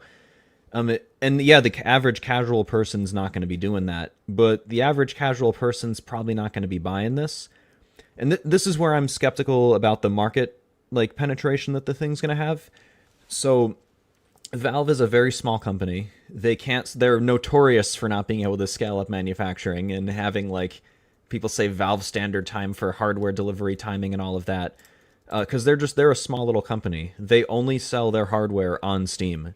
In some countries, they sell on Amazon or some local stores, but the vast majority of their sales are on Steam, meaning that the only people that are going to be buying this thing are maybe some casuals that see people talking about it on YouTube or may come across a podcast like this. But most of the time, it's just going to be people that already have Steam accounts who are like gaming enthusiasts already that want to buy that extra hardware. So this thing's not going to like disrupt the console market in a way that like boots even Xbox out of it, even though Xbox is kind of also doing the hybrid PC thing, because Xbox is going to be selling their consoles in stores and on Amazon, and they're going to have a way bigger marketing budget, way higher manufacturing scale. So even with that, it's not going to even disrupt that very much. That being said, the mind share is very important also, and Microsoft was like all gung-ho. They're not like super open about it, but you know that their plans, they've already been out consoled. They want to move away from the traditional console model. They want to have that hybrid PC model. It does take the mindshare wind out of their sails a little bit for Valve yet again to beat them to the punch in something.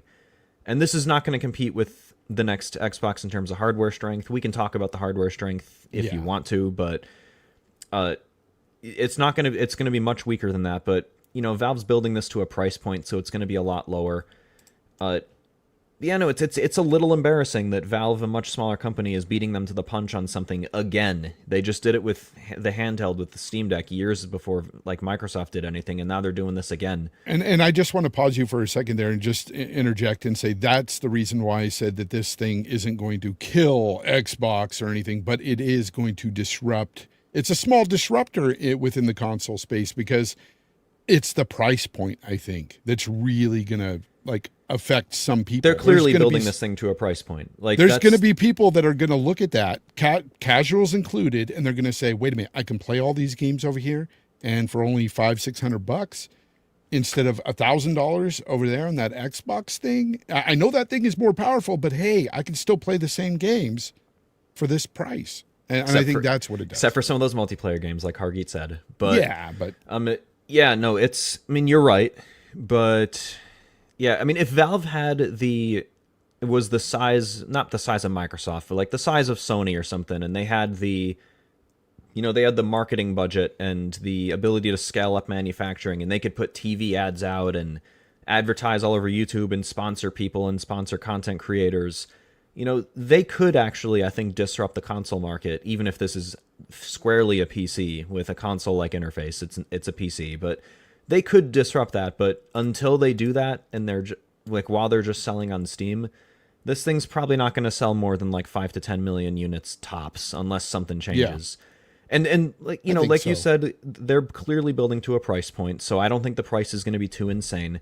Now, right now, RAM prices are going through the roof because data centers are buying up RAM capacity in mass and it's starving out the consumer market. So that could affect things and could drive the price up. But, at current prices, you can buy laptops and mini PCs that have similar specs to this for around $600. Yeah. So I don't think unless those RAM prices really skyrocket. But again, with the RAM prices, but you have to understand with the laptop, you also have the screen and everything that's expensive. Exactly.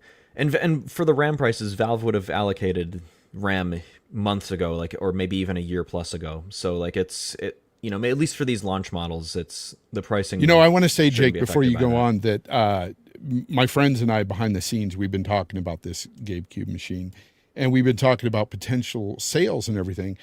And none of us are like a lot of these fools online that are like, oh my God, this is going to kill Xbox. It's going to sell way more. No, we were saying the same thing, between 5 and 10 million. That's probably around what this thing will sell. This is not a 82 million freaking lifetime sales machine. It's not going to disrupt that much. Don't get it twisted. I think if you guys want a good video that kind of details the hardware specs and does a good job estimating like the BOM cost to bill of materials for building this thing, Moore's Law is Dead did a dedicated video on the GameCube specifically, or the Steam machine, and kind of breaks that down. And he can go into a better detail than I'd be able to do on a stream like this. But Yeah. I agree that, like, assuming RAM prices don't go too insane, or that Valve allocated their RAM allocation like a while ago, I'd say probably around like 500 to 600 for a base model, and then maybe some more for the 2 TB model. Yeah. With the ability to install Windows, Valve will release Windows drivers eventually, because they know there's people that are going to want to do it, but they're never going to sell it. I think they're going to do Windows. that immediately, because they kind of just in their own advertising or whatever their marketing of it have said, you can put whatever you want on here. We're not telling you what to run on it, right? So I think they're going to be happy to let you. They did that I with think the one original. They did that with the LCD Steam Deck very quickly, but it took them a few months to do it with the OLED. It took them like 4 or 5 months to finally release the Windows to get the drivers OLED drivers out. Yeah. I think one thing we can all three agree about, though, is how cool that little thing looks. I think it's pretty cool. Which is why I think it would be awesome if they just offered a Windows version, because it really could just sell as a mini PC, and that would allow it to sell more. And did you see that? I do love the design. It's pretty cool, right? I guess they released like the 3D the CAD printable files. CAD files. Yeah, so you can make your own little front plate to go on the thing, and people are doing some real interesting thing plates for it. That is cool. I like that. HDMI 2.0, by the way, which is a little odd. I know why they did it. DisplayPort. Well, yeah, and they have DisplayPort, which I'm like, how PC of them. Because that's not exactly. They had to include that. If they didn't include a DisplayPort, like, it would have alienated most of their potential buyers who are PC gamers. Yeah, but I mean, like, that's like kind of the thing of the console versus the PC gaming machine. DisplayPort is just so like PC gaming, right? It's not. I wish TVs would just adopt it. TV device. I wish TVs would just adopt it. It's so stupid. It's not likely. It's never going to happen. But like, it's so dumb. There's a newer standard that I think China was trying to make, and I don't know where that ended up going, but HDMI is like kind of their standard right now, right? But either way, it's 2.0. Which Didn't they say that it has some features of 2.1, but they couldn't get the certification? It has the limit. Yeah, exactly. It's a Linux limitation. It has the bandwidth of 2.1, so it'll support those, like, technically those resolutions and frame rates, but features like VRR, I think, and black frame insertion and stuff like that is, not officially supported, and I think it's a Linux limitation. Okay, so you could just install Windows and actually get all that. We'll see. We'll see. Yeah. So VRR is not supported by the box. No, VRR, but like, there's certain types. Like, it's hard to. Oh, okay. I can't find the words. Is it the low frame compensation? Is it like? I think it's stuff like that. Yeah. Okay. One of the things that we're not. I'm sure none of us are really interested in it, but there's the VR headset that they're putting out. And I'm interested. The interesting part about that is not just the VR part of it; it's the store. They are potentially looking at a capability of Steam games running on ARM, which allows them to move to a Steam store on Android. I think they're going to maybe even iOS. I don't know if they're going to do that, but at least Android. And when that happens, now you have Steam games running on phones, and eventually on TVs. So Steam could potentially in a couple of years be an app on your TV. It's now, by the way, hardware-wise and software-wise, that's already possible. Like, it's not official, but you can right now download on your Android phone WinLater or GameHub, and you can emulate PC games on your Android phone right now. Yes. Really? So yes. it is. Wow. They're doing it, right? They're going to officially support. So 100%. I think that within the next. Is that what it's called? Steam Frame? Yeah, Steam Whatever Frame. the VR headset. Yeah.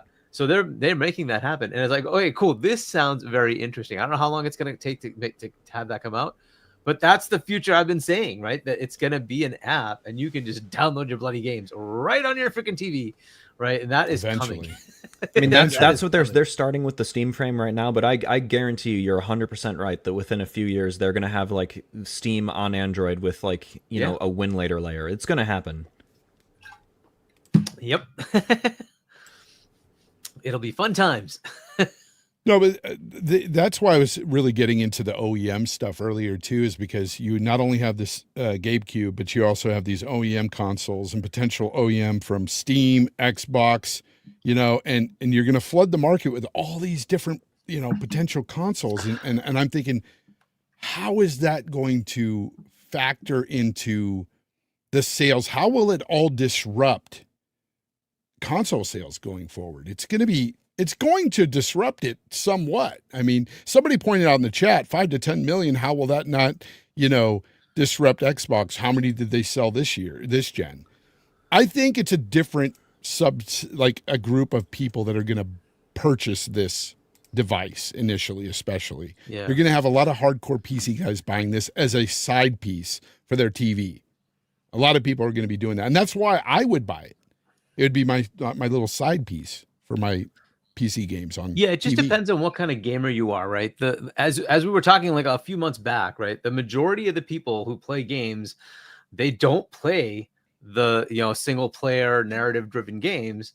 They're in the black hole games or the mobile games. That's where the majority of the money is. And so if you're a standard PlayStation or Xbox player, guess what kind of games you play? It's those black hole games. Whether we like that fact or not, that's just a reality, right? From the financials, we found out that Ghost of Yote sold like 3.3 million. That's a lot. That's great. That's awesome. 85 million consoles sold 3.3.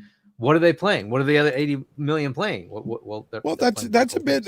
I mean, it's a bit on par with what Tsushima sold, though. Hargi, it's kind of in line. And I'm not saying that's good or bad. I'm not saying like Ghost of Yote is doing fine. It's doing great. But you're talking about the mass adoption rate of all these big games. Yes, exactly. You're right. So when you look at a console that can't play those games that that most people are buying a PlayStation or Xbox for, they're not going to disrupt that market because it needs to play those games. Right. Yeah. So it has to have that capability. And until they can solve that, which I don't know if they can or can't, because Linux just is Linux. I don't know that that's solvable. I do have a comment on that. If it's not solvable, I don't know that they're going to. You can hack these things, but that's been the problem. And if they can't fix that piece, you're not really going to have mass adoption equivalents to one of the other platforms. It's just it's just because look, yes, you can play around and make things happen and all that. Yeah, that's cool for techies. Average person buying a console, their answer is, I want to plug it into my TV and it works. I don't care, right? That's what they're going to say. And you can make all these nice little things, but just think about somebody like Boom. He's like, I don't want to do PC. Yeah, I doesn't want to do anything. Yeah, I'm not interested. Why? Because I want to plug and play. I want to put my freaking disc in, or I just click the tile and it plays my game. I don't care to do any tweaking and twerking and all that. I'm all set, dude, right? I used to be that way too, Hargeet. I used to say the same things Boom did until I got more into PC gaming, and I'm like, oh, I love it. I remember back in 2020, around the time the PS5 and Xbox Series X launched, and I was talking like, I've already got this graphics power. I've had it for like 5 years now, and you're like, yeah, but I just want to put my console in and play it. And I'm like, you are going to move over someday, man. I know what's going to happen. I'm downloading YouTube videos using command prompts. Like I'm doing things, I'm learning things on the computer that somebody like Boom probably wouldn't try to learn, but I like tech. I like to learn. And it's been a massive change. And like Face is pointing out, like, look, a lot of, you're right. I mean, and the big games are the ones, and like you have to add into here, obviously Call of Duty sells well, and NBA 2K and all those games, right? They're the ones that sell. They just do well. I like that he calls you Hard Geek, Johnny. Yeah, whatever. I don't know why. That's your porn name, bro. Hard Geek. I guess. But yeah, those games matter, right? And that's what's unfortunately, like Minecraft is another game that's not available on Steam Machine or Steam OS. So it's a problem. Yeah. It is a problem. Well, it's a problem for some. For me, I prefer Steam OS. I prefer the Steam platform over everything else. Like I mainly play within that Steam platform. That's where most of my gaming is done. Yeah, and again, as long as you see the games that you want to play are available to you, fair enough. Right? We're the minority, man.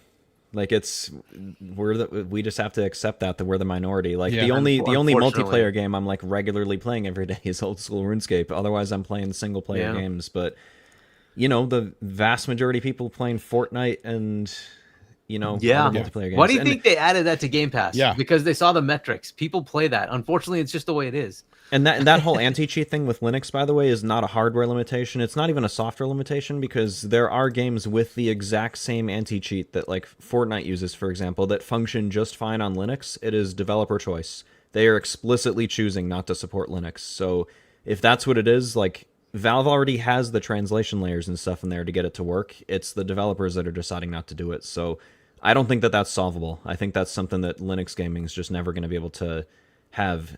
And I wiped Linux. I wiped Windows off of my laptop. I still have Windows on my desktop here, but I don't have Windows on my laptop anymore because I was sick and tired of dealing with it. My laptop would not go to sleep. I would click sleep or close the damn lid, and the stupid thing would wake up automatically. That went away when I put Fedora Linux on it. And I could see myself doing that on my desktop eventually too. I'm starting to really hate Windows, to be honest. Well, I don't seem to have that problem. For me, it all kind of works. Have you checked what's eating up what was causing it to? So you have to do power config, and it'll tell you what's taking up, what's keeping it from sleeping. So I mean, usually some stupid like your camera driver or audio driver or something like that, and you have to just make sure it's not doing that. all I know is that when I wiped Windows off that thing and put Fedora Linux on it, it stopped happening. Yeah, because you're probably not running the same software, right? Nope. That's what it was. No for more me. problems. For me, it was Everything. it was my this thing. That sound generator. That was what was keeping mine from sleeping. My Windows to kill desktop that. just always wakes itself up randomly, so when I'm not using it, I have to shut it off. Like it's really annoying. Captain Chats was asking, why though? Why won't devs support Linux? Well, so there's more to it than just that, right? So here's the problem. With Linux, you have root, and root can do whatever it wants. So anybody can write whatever it wants to go override whatever you want to do on the system. That, unfortunately, will always make anti-cheat impossible, right? Whereas Windows will work with these folks and lock things away, right? That's just the way it is. And I don't think that's ever going to happen in Linux, because that's the point of Linux. Linux is open source. Yeah. It's whatever you want to do. So Which is a I great don't think thing, it's ever but gonna for happen. some developers, it's a very bad thing if you're trying to keep people from cheating. Well, there have been developers that have Exactly. been open about that. They said exactly what you just said, and they also said, well, Linux makes up like 0.1% of our sales, so like there's literally no reason for us to support it, because it was mostly just people using sudo and root to cheat. Yep. And you can do whatever you want. Once you're root, you can do whatever you want. That's crazy. So technically, I can cheat in Arc Raiders. Yes. You technically could. You can. No, I would not, but I'm playing on a Windows machine anyway, so I don't. Yeah, it's one of the things that a lot of people don't like realize, but most PC gamers are playing on Windows anyway. Like they're on a Windows machine, And that's what Valve's trying to change. Like, who knows how things will change over the next 5-10 years with some of those AI decisions Microsoft's making for Windows, but you know, that right there is specifically what Valve's trying to change, and it's why they're making PC hardware and handhelds in the first place. Like, that's the number one thing. All the people on Twitter that talk about like either console market disruption or make fun of the Steam Deck only selling 5 to 10 million and comparing it to the Vita, which was a flop, like that's literally not the point of the machine. They're not building something, despite what Dr. Trey81 says on Twitter. They're not building the Steam Deck to compete with the Switch. It's to increase SteamOS adoption. Like, that's what it is. And Jake, you're right about all that. But when it comes to, I haven't gotten to ask you about this console that Xbox is building, this PC hybrid. First of all, what do you think about it? And what do you think that will potentially sell lifetime? I think it's the right direction. I mean, we talked about this on previous appearances with me. I think it's the right direction because, I mean, I do too. Microsoft themselves said that like they've been out consoled by Sony and Nintendo, especially Nintendo. Like, it's just they screwed up in 2013, and that was the wrong time to screw up, and they never were able to like recapture what they had in the 360 days. And I mean, the Xbox console in the first place was built because, and they said this in their documentary. Watch the Xbox documentary, by the way; it's really good. But it is. They made it because they were scared the PS2 was going to take the place of the home PC and be the main living room appliance, and they wanted to, like, if consoles took over PCs, they wanted like to be in that space. So that never happened. So the Xbox has been kind of like a jobs program ever since then. I don't think it's ever made a profit. I'm pretty sure it like 360 would have made a profit. Profits.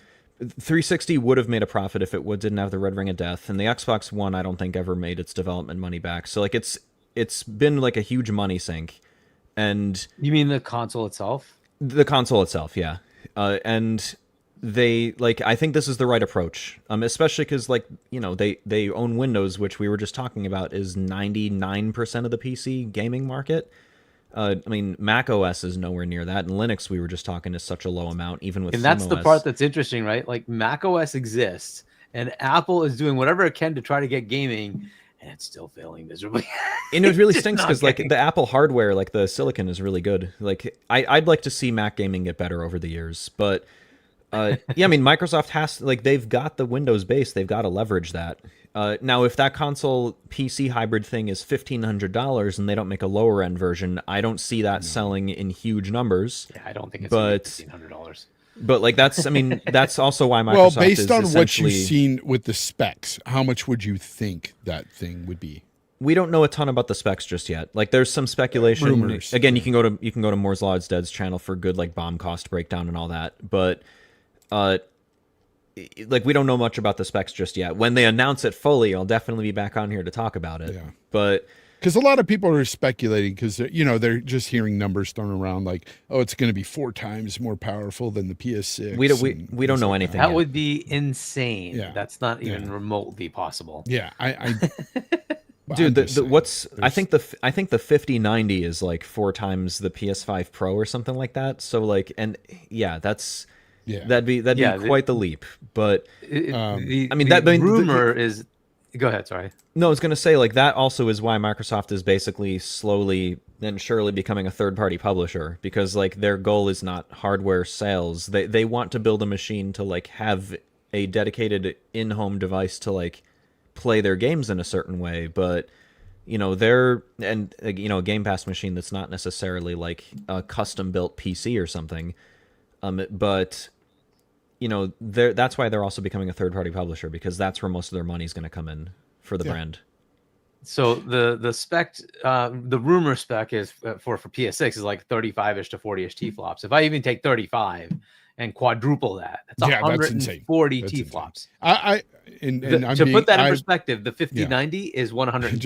just so you know, I The was completely 5090. exaggerating about that. That is but so I'm just ridiculous. saying, There's no chance. what do you think? So how based on what the PS6 is, how much do you think the PS6 is going to be? Based on what we've heard so far. We don't even know much about the PS6. Again, I want to wait until we have actual like real. Yeah, you're a good leaks. man. You're better than But- I am. Yeah. But here's what I think is going to happen. We can do a less like numbers version and more just a kind of a holistic version of everything. And what I think is going to happen, I think that the PS5 cross-gen period into PS6 is going to be the entire generation. It maybe not Yep. necessarily Sony first-party development, but that system is No, going to be. I think even Sony first party development, because you can't tell me that a PS5 at 10 point whatever T-flops won't work well for a while. We just have a brand new machine coming out next year that's less powerful. Yeah.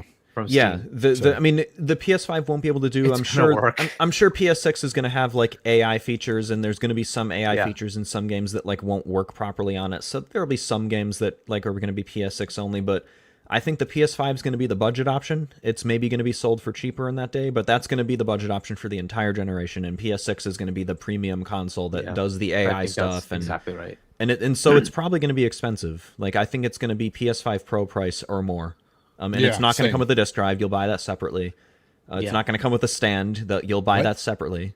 What if it doesn't come with a disc drive at all? It'll have a disc drive. I Like, think right, they'll have the accessory. I think they'll have the accessory. right now. Sony Well, yeah, is like, because I guess it doesn't matter because they're going to Yeah. make money on it. Period, regardless. Yeah. Every sale. So yeah, I guess it doesn't matter if it only sells Yeah, I 20 think mil. they'll have the I accessory. mean, right now Sony is care. extremely good with physical media. Like it's very easy for a small studio to like get a physical game out there for a reasonable price. So I don't think that that's going away. They're gonna at least sell the disc drive separately because they know the people that want their discs will gladly pay that $80 to $100 to have their discs. Like they're more than happy to do it. It's crazy that 83% of Sony sales now are all digital. 83% now. It is what it is.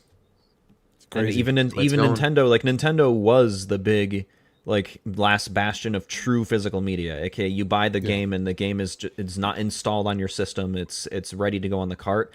They're pushing game key cards really hard this generation, which is a digital game. It just allows you to trade it. So like it's, you know, that even they're kind of slowly moving away from that, because, and it's honestly mostly because the Switch 2's internal storage speed is so much higher than the cards that some games just can't run off those cards. Like they have no choice. Yeah, I mean, you still got a market there at 17% of people that want that physical. So even if they sell 70% of the total, you know, let's say they get 60, 70 million consoles sold next gen, 17% of that buying disk drives, that makes them a good chunk of change. So yeah, they'll keep it around, and because they also want to sell their 4K Blu-rays, even though that's scaling back. Like they'll. But you're right. I think all console manufacturers are pretty much going to put out digital only with add-ons for discs. I think that's what's going to happen. I don't know about Microsoft. I don't think Microsoft. They might be all digital. Yeah, I don't think Microsoft's doing physical media ever again. I think the next like the PC hybrid thing, because I mean, how many people do you know with PCs nowadays that have 5 1/4 inch bays? Yeah, they don't care. It's not going to be a thing. They're not going to offer that. Yeah, I've become completely digital, all digital. I don't even mess. Well, the difference with Steam and PC is that, like, you know, if you want to get a game digitally on PlayStation Network, for example, you're buying from PlayStation Network, whereas on Steam, one, the Steam sales are just so much better, but two, there's key sites. Like Valve allows people to generate keys and sell their own keys, and also Xbox too, by the way. So like it's not it's PlayStation though. PlayStation is which sucks, like, by the way. They don't do that. I know. So I it's wish Hargeet. That's the reason why like digital on PC I think is more stomachable, because of the key sites. Yeah. Well, plus they also, just as you pointed out, they actually have a lot of sales, and so you find like really good deals, and I'm sure there'll be more Steam sales coming up for holidays. Oh yeah, there'll be winter sales. For those of you that want a trick on how to manage that, by the way, is don't just browse the homepage for games. What you want to do is throughout the year, if you want a game, add it to your wish list. This goes for all platforms, by the way, PlayStation, Nintendo, everything. Add games to your wish list as you want them, and then when sales happen, you can just look at your wish list. Magically. You're like, oh, the games I wanted are here. On sale. Wow. In fact, I just got a notification on Steam that so the Kingdom Hearts games are on sale right now. So I haven't bought those because I still think they're too expensive on PC. But I just got a notification that those are all on sale right now, and Star Ocean. The second. Yeah, and as long as you keep them on your wish list, you'll just get notified. Those sales. The price just keeps going down and down and down. Yeah, Sony does that too. That's how you handle sales. Is you don't just browse the store. You add stuff to your wish list over time, and then just check your wish list when the sales start. Because you can do that for games that aren't out yet. You know. Yep, you can do that as well. Yep. Yeah. So I've got a bunch of games on Steam wish listed, and I have a freaking humongous Steam backlog, and I still have a ginormous Steam wish list. Which again, that's why the whole GTA 6 not being on PC day one, it'll be like 6 to 12 months. It's not going to be that long. Unfortunately, I don't FOMO hits me with GTA. FOMO hits. I mean, me that's the major difference. Is you're a huge Rockstar and GTA fan. Yeah. I'm not. Like, I just don't care for Rockstar's game design. But that's me. I love it. I totally get why people love it. Yeah. Like for me, Red Dead is tops, and then GTA, but it's just me. But yeah, other than that, you guys want to talk about anything else or about the? Yeah, so I did put a couple of more things in the notes for topics. The only other big one was there are 2 new PlayStation games that have been announced, and there's a third game that was interestingly brought back. The game that was the end of some of the multiplayer live service stuff. Concord, I put up a post about this on Twitter. I was like, so Sony came in and stopped 3 people from having fun, because that's basically all that's playing this game. That was pretty sad. Like, they want people to forget about Concord. Like, that's really what it is. Like, these are people who bought copies of the game, who have their like physical copies or whatever. I guess not on PC. And just running like some private server, which is common for old online games that were like shut down, decades ago.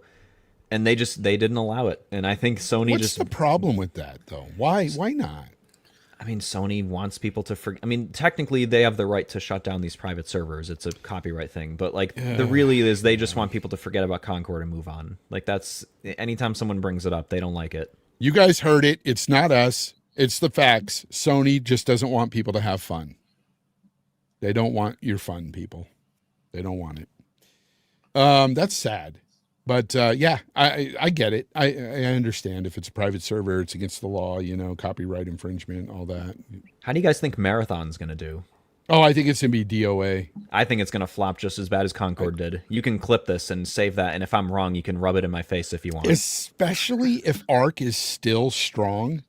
Oh, nobody's going to jump on Marathon. They're going to be like, what? I mean, people will try it, and then they're going to see, oh, man, this is terrible, and they're going to jump right back out. And word of mouth will spread. People won't really buy this. I think people are going to be really cautious with that game. Or they already are. People that played it didn't like it. I'm seeing all over the place. People are like, I'm skeptical after Concord. Like, I'm worried about what Sony can put out in the live service multiplayer space. They've had it's hits. just sad. I mean, Bungie was one of the most prolific freaking multiplayer players in the game. Developers, it just ain't the same anymore, man. It's not the same people. It's not. like Rare. It's like Rare's doing well for themselves right now for like what they've got on the market, but none of the original like Nintendo 64 era developers are still there. Yeah, me and Colties would talk about this all the time. We're like, all our favorite developers, they're all gone. These are all new players in the game. Now, you still have some, you know, people like writers and certain things at certain companies, and it's very rare, like at Rockstar. You still have some really good writers there and stuff. That's why I hold them in high regard still, because they haven't let me down yet. Okay, for me, Rockstar hasn't let me down yet. But other studios, BioWare, all gone. Like those studios have been decimated. There's nobody that was there. Blizzard, there's so many of them. There's a lot of people that were at Activision at one time. They're all gone. Like, there's so many developers and studios that are just, they're not there. It's not the same people. So the games, of course, they suffer. And that's something, by the way, that like we didn't really think about like 20 years ago. Like we didn't think about something like that happening. When we saw a studio's name, we just assumed that that's the studio that's making it. It's good. But like now that it's been a few decades since like the modern gaming era started, now we're starting to see that like, yeah, the people that make up those companies do matter. It doesn't always have to be all the original people. If you have like a team that's made up of people that really loved an IP growing up and want to like work on it, like that's cool. Most of the old school RuneScape, I know I keep mentioning it, but most of that dev team, only like 2 or 3 people on there worked on that game back in the 2000s. The vast majority of the people on that dev team are just people that grew up playing it, and the game's thriving. So like, if that's what makes up the team, then that's cool. But like, when the companies get so huge and need to staff with like temp employees, that makes it almost impossible for that to happen. Or the mass adoption of UE5. Yeah. That's a real problem with hiring people that just Yeah, I'll just play I forgot about this trailer for this thing. So I'm not gonna have audio. You guys can just what is this? But this is one of the 2 I know games. what this is. Yeah, it looks pretty good. So I'll just start it. This is the Horizon MMO. That's right. It's Horizon Steel Frontiers, and I mean, it looks pretty good. And it's on mobile, right? This is on mobile and PC, so it'll be available on PC, but not on PlayStation. Which, by the way, I have to say this really quick. People automatically think about mobile games, and you think freaking Bejeweled and stuff like that. But today's mobile game, you play something like I talked about earlier, Where Winds Meet. Yeah. That's a mobile game. But on PC, it's freaking amazing. So yeah, I mean, the graphics look pretty good. It seems like it to me, it feels like kind of a Monster Hunter type game. But yeah, I don't know what the overall will be. It seems like it's a Monster Hunter type game, and it looks pretty good, right? I mean, the graphics look nice, and the main protagonist already looks like she has more of a personality. It is character creation, so you get to choose whatever you want to look like. Nice. So you can create your character the way you like. But yeah, it looks pretty good. But what is fascinating is no consoles, um, including their own, which is very interesting. NCSoft is the one who made it. I just think they like decided that, hey, they're gonna not spend as much on trying to port it everywhere and just put it out there and see if it has legs or not, right? And if it does, then they can expand to more platforms. And I applaud that. I think that's a good idea, right? Because they've already done a lot of spending, and you ended up with this. You don't want to have another $500 million wasted thing. Just put out smaller, whatever budget game and see if it works. And I'm hoping that's what they did here, right? That they just said, hey, go ahead and try it. We'll share some of the funding for this. NCSoft, you put in some, we'll put in some, whatever. And then, let it go. Or maybe it's all NCSoft. NCSoft takes all the hit. And, they just say, let's just put it on the platforms it's easier for you to build on, and let's go. But I still think it's what we crazy hear that is it's not on PS5, man. It's right? weird. Like Genshin Impact launched on PlayStation and PC and mobile. So why can't a PlayStation first-party IP do that? That's what I'm wondering. What we heard was NCSoft said, they'd be happy to put it on PlayStation. It was PlayStation themselves who said that they don't want to do that yet. And it's like, okay, fine. Maybe they want it to because live service games oftentimes take, especially MMOs, by the way, take a long time to develop properly and build enough content and end game, and maybe they want to get it to be, I'm probably the one who plays the most MMOs here, and it's really tough to launch new MMOs because people will eventually get to end game and not necessarily have anything to do next. So having that content development cycle is very, very difficult. And I think what they want to do, my guess, is that they want a good development cycle in, a player base built up, see if it's worth the investment to keep going long term, and then they put on PlayStation so it puts its best foot forward. That's my guess. Because Genshin is a single player game. It has multiplayer aspects, but it's single player, so where they're not worried about player count on that one. It's fine. But an MMO, and that game made $6 billion over. An MMO needs an active player base, and it's very, very hard to keep that built. Almost every MMO fails. Did you know New World is shutting down? And Amazon, yeah, I heard about that. Yeah, New World is shutting down. They've already stopped development on any new stuff, and I think the servers are going down within 6 to 12 months. That was huge when it launched. That had 600,000 Steam players or something like that. And it's very hard to keep a MMO going, man. It's really tough. It's really hard. It's just the big three basically right now that have the highest player counts are World of Warcraft is always number one, always will be. I don't think that's ever changing, no matter how bad it gets. And then old school RuneScape and Final Fantasy 14 trade places, depending on who's doing well at the moment. Yeah. And Final Fantasy 14 is 12 years old. Old school RuneScape is 12 years old, based on a 25-year-old game. World of Warcraft's been around forever. That kind of shows how hard it is to make games like this. Yeah. But yeah, I think kind of is it. I don't know what Fonz, what do you think as far as it not coming to PlayStation? I think it's crazy. And honestly, it's one of those things where if it was just strictly a mobile thing, then I would kind of get it. But this is going to PC, and like I said, I didn't really know about this until recently. But I've played other mobile games on PC, and I'm like, wow, these games actually they run really well, and they're they feel like full-fledged games. They're not just these simple little mobile games that I used to play way back in the day and try. I haven't played a new mobile game in years. It's been a long time. So I didn't know that they were that intricate. Yeah, I mean, you have Fortnite and Warzone and all that stuff is on mobile too, right?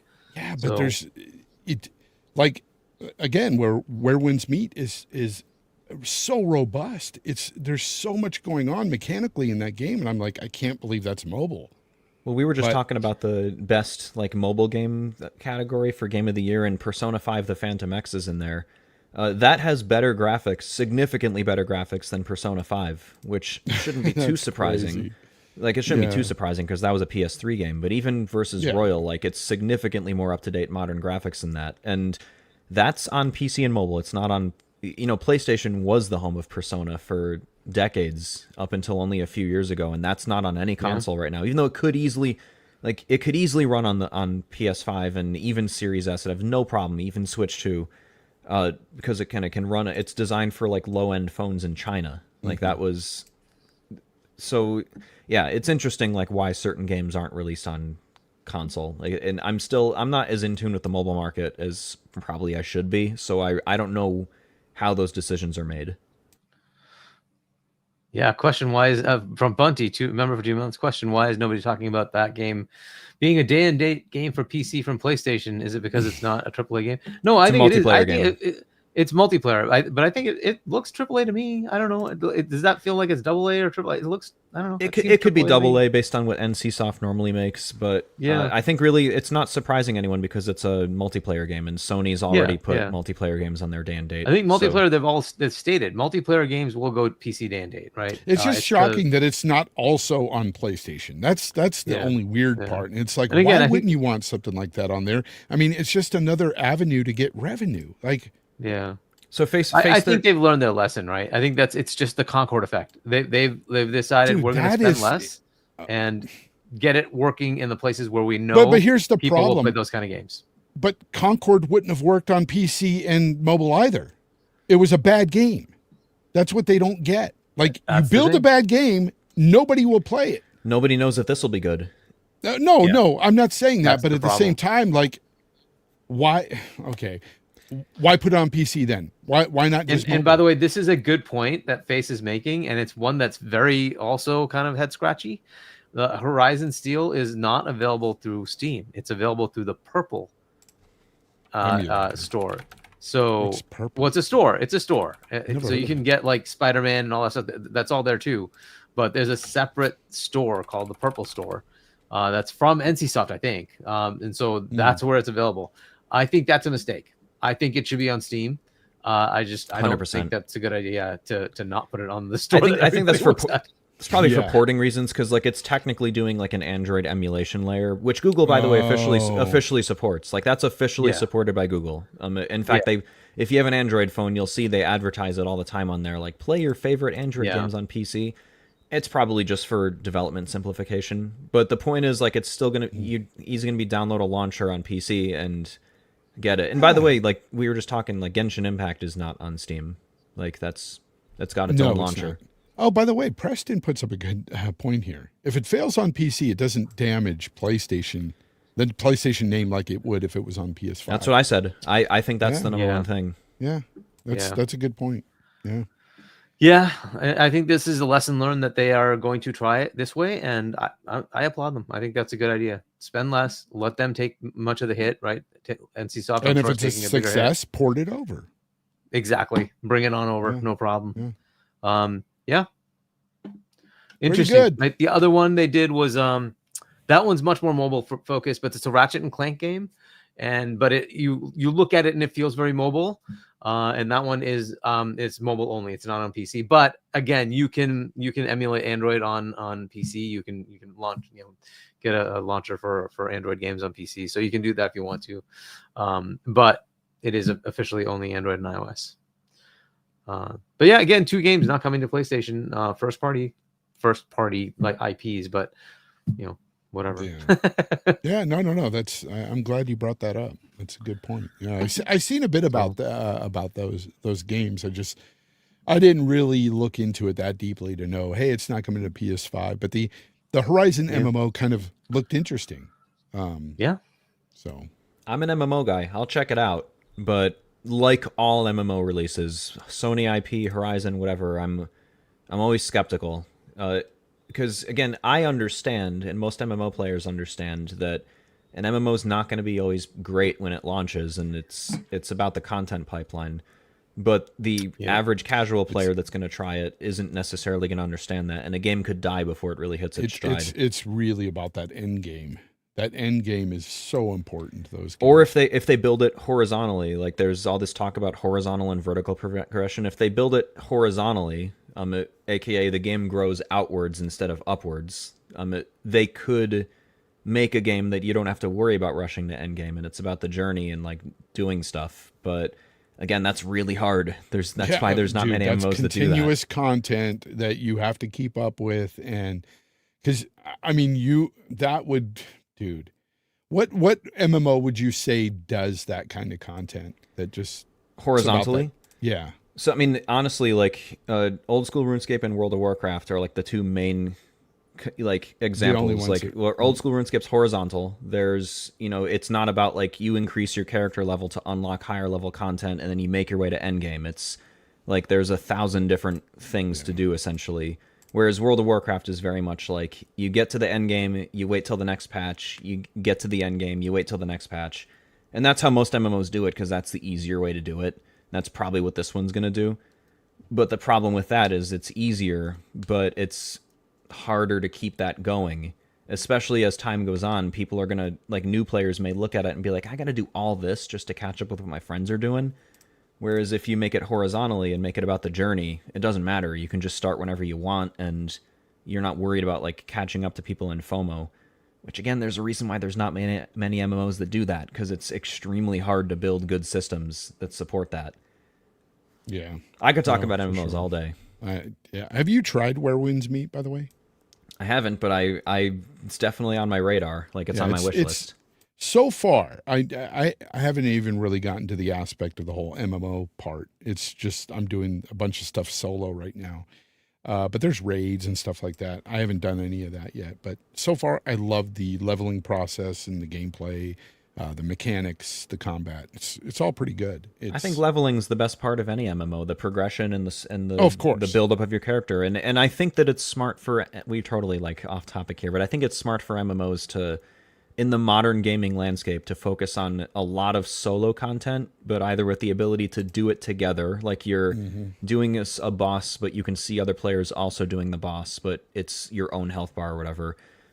There should be group content, but like if it's mostly solo focused, then you don't have to worry about like, oh, my friends all have to do the raid at like Wednesday at 2 p.m. and if we miss that, I'm not going to be able to do it. Whereas with a game with mostly solo stuff, you can just get on whenever you want, which helps keep the player base going. Yeah, for sure. But it's really 100%. Hard. It's very hard to do that. All right, guys, we've been well over 2 hours here, and I got to go make dinner and stuff. But I had a great time. We had a lot to talk about tonight, and it was really a great conversation. I love when you two are together because you guys really get technical, and I learn a lot on the show, and so does everybody in the chat, too. It's nice. Sorry if I babble. No. I love it all. And to your point about saying earlier that we were off topic. No, it's a gaming show. We're talking about games. It's not off topic. Never off topic if you're talking about games. That's why we are Games Talk Live. But with that said, I want to thank everybody for coming out. And of course, my guest, Jake. Jake, let everyone know where they can find you and, what you'll be doing next besides RuneScape.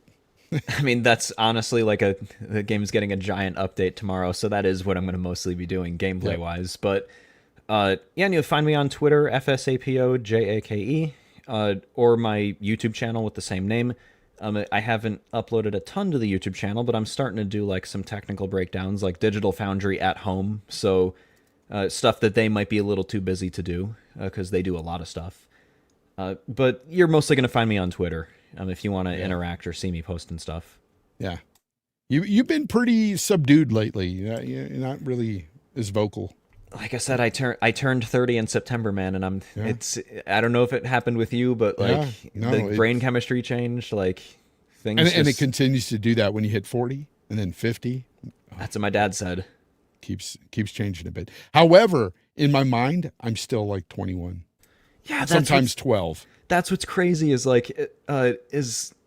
there's no, it's hard to explain to kids. Like you have kids, obviously. So it's hard to explain to them, like, when do you feel like an adult? It's like, you really don't. Really do. There's no transition phase. It's funny. You have this adult face when you walk out into the real world, but you look at everybody who's either your age, maybe older than you, and you look at them and you're all thinking the same thing. None of us feel old.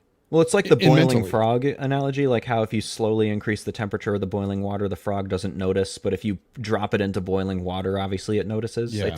It's kind of like that. Like if you were to, it's a good analogy. Take your mindset from back then or whatever, it's, you'd notice it, but over time, that's just such a slow transition that you don't notice it. Yeah. Hargeet, I know you're getting old as well, but not in the mindset. You're still a 12-year-old kid. And I love that. The giggle has always been there. You had that same laugh when you were a kid. I know it. Anyways, Probably, yeah. yeah. What will you be doing next? And tell everybody about your book and all. Yeah, everything. so my channel is ArgueJohnny1 if you want to subscribe, and then shop.shiny.us for my book. I'll be on tomorrow with Boom, 7 p.m. US Eastern Time. Check that out. We'll talk about whatever the heck's happening lately. Of course, I think we're going to go over the Game Awards as well. Dude, So that'll definitely be it's fun all the to time. go over. Yeah. But either way, and as far as gaming, I'll probably do a little bit more Call of Duty. I did finish one of the missions. Maybe I'll do that. But I guess Lords of the Fallen is leaving Game Pass, so I'll give that a chance. See if I can get through some of it. All right. Yeah, I want to thank everybody for coming out and listening live. Of course, everybody listening after this show on podcast, various podcast apps and stuff. Appreciate you all. We will have a show next Tuesday because I am coming back Tuesday. I'm actually leaving on a trip tomorrow morning. I'm driving down to Texas, so that's a good 22-hour drive. Screw that. I hate those Holy long crap. drives. Yeah. Well, it's a lot cheaper than flying. It's true. Lot cheaper. Do Flying you have right Super now. Cruise or anything like the self-drive stuff, or are you going to be driving the whole time? We got a minivan, so we'll be taking turns sleeping. Okay, so no self-drive, huh? Wow, Old-fashioned way. No, but old-fashioned. The thing is like we take 4-hour blocks. Okay, Yeah. Drive 4 hours, go nap for 8. There's 3 of us, so everybody's taking 4 hours. So it's all going to be good, but it's for my daughter. It's for one of her competitions. So we are happy to be going on this little trip, and we will be back Tuesday. And so with that said, I want to thank everybody. And until next time, game on, people.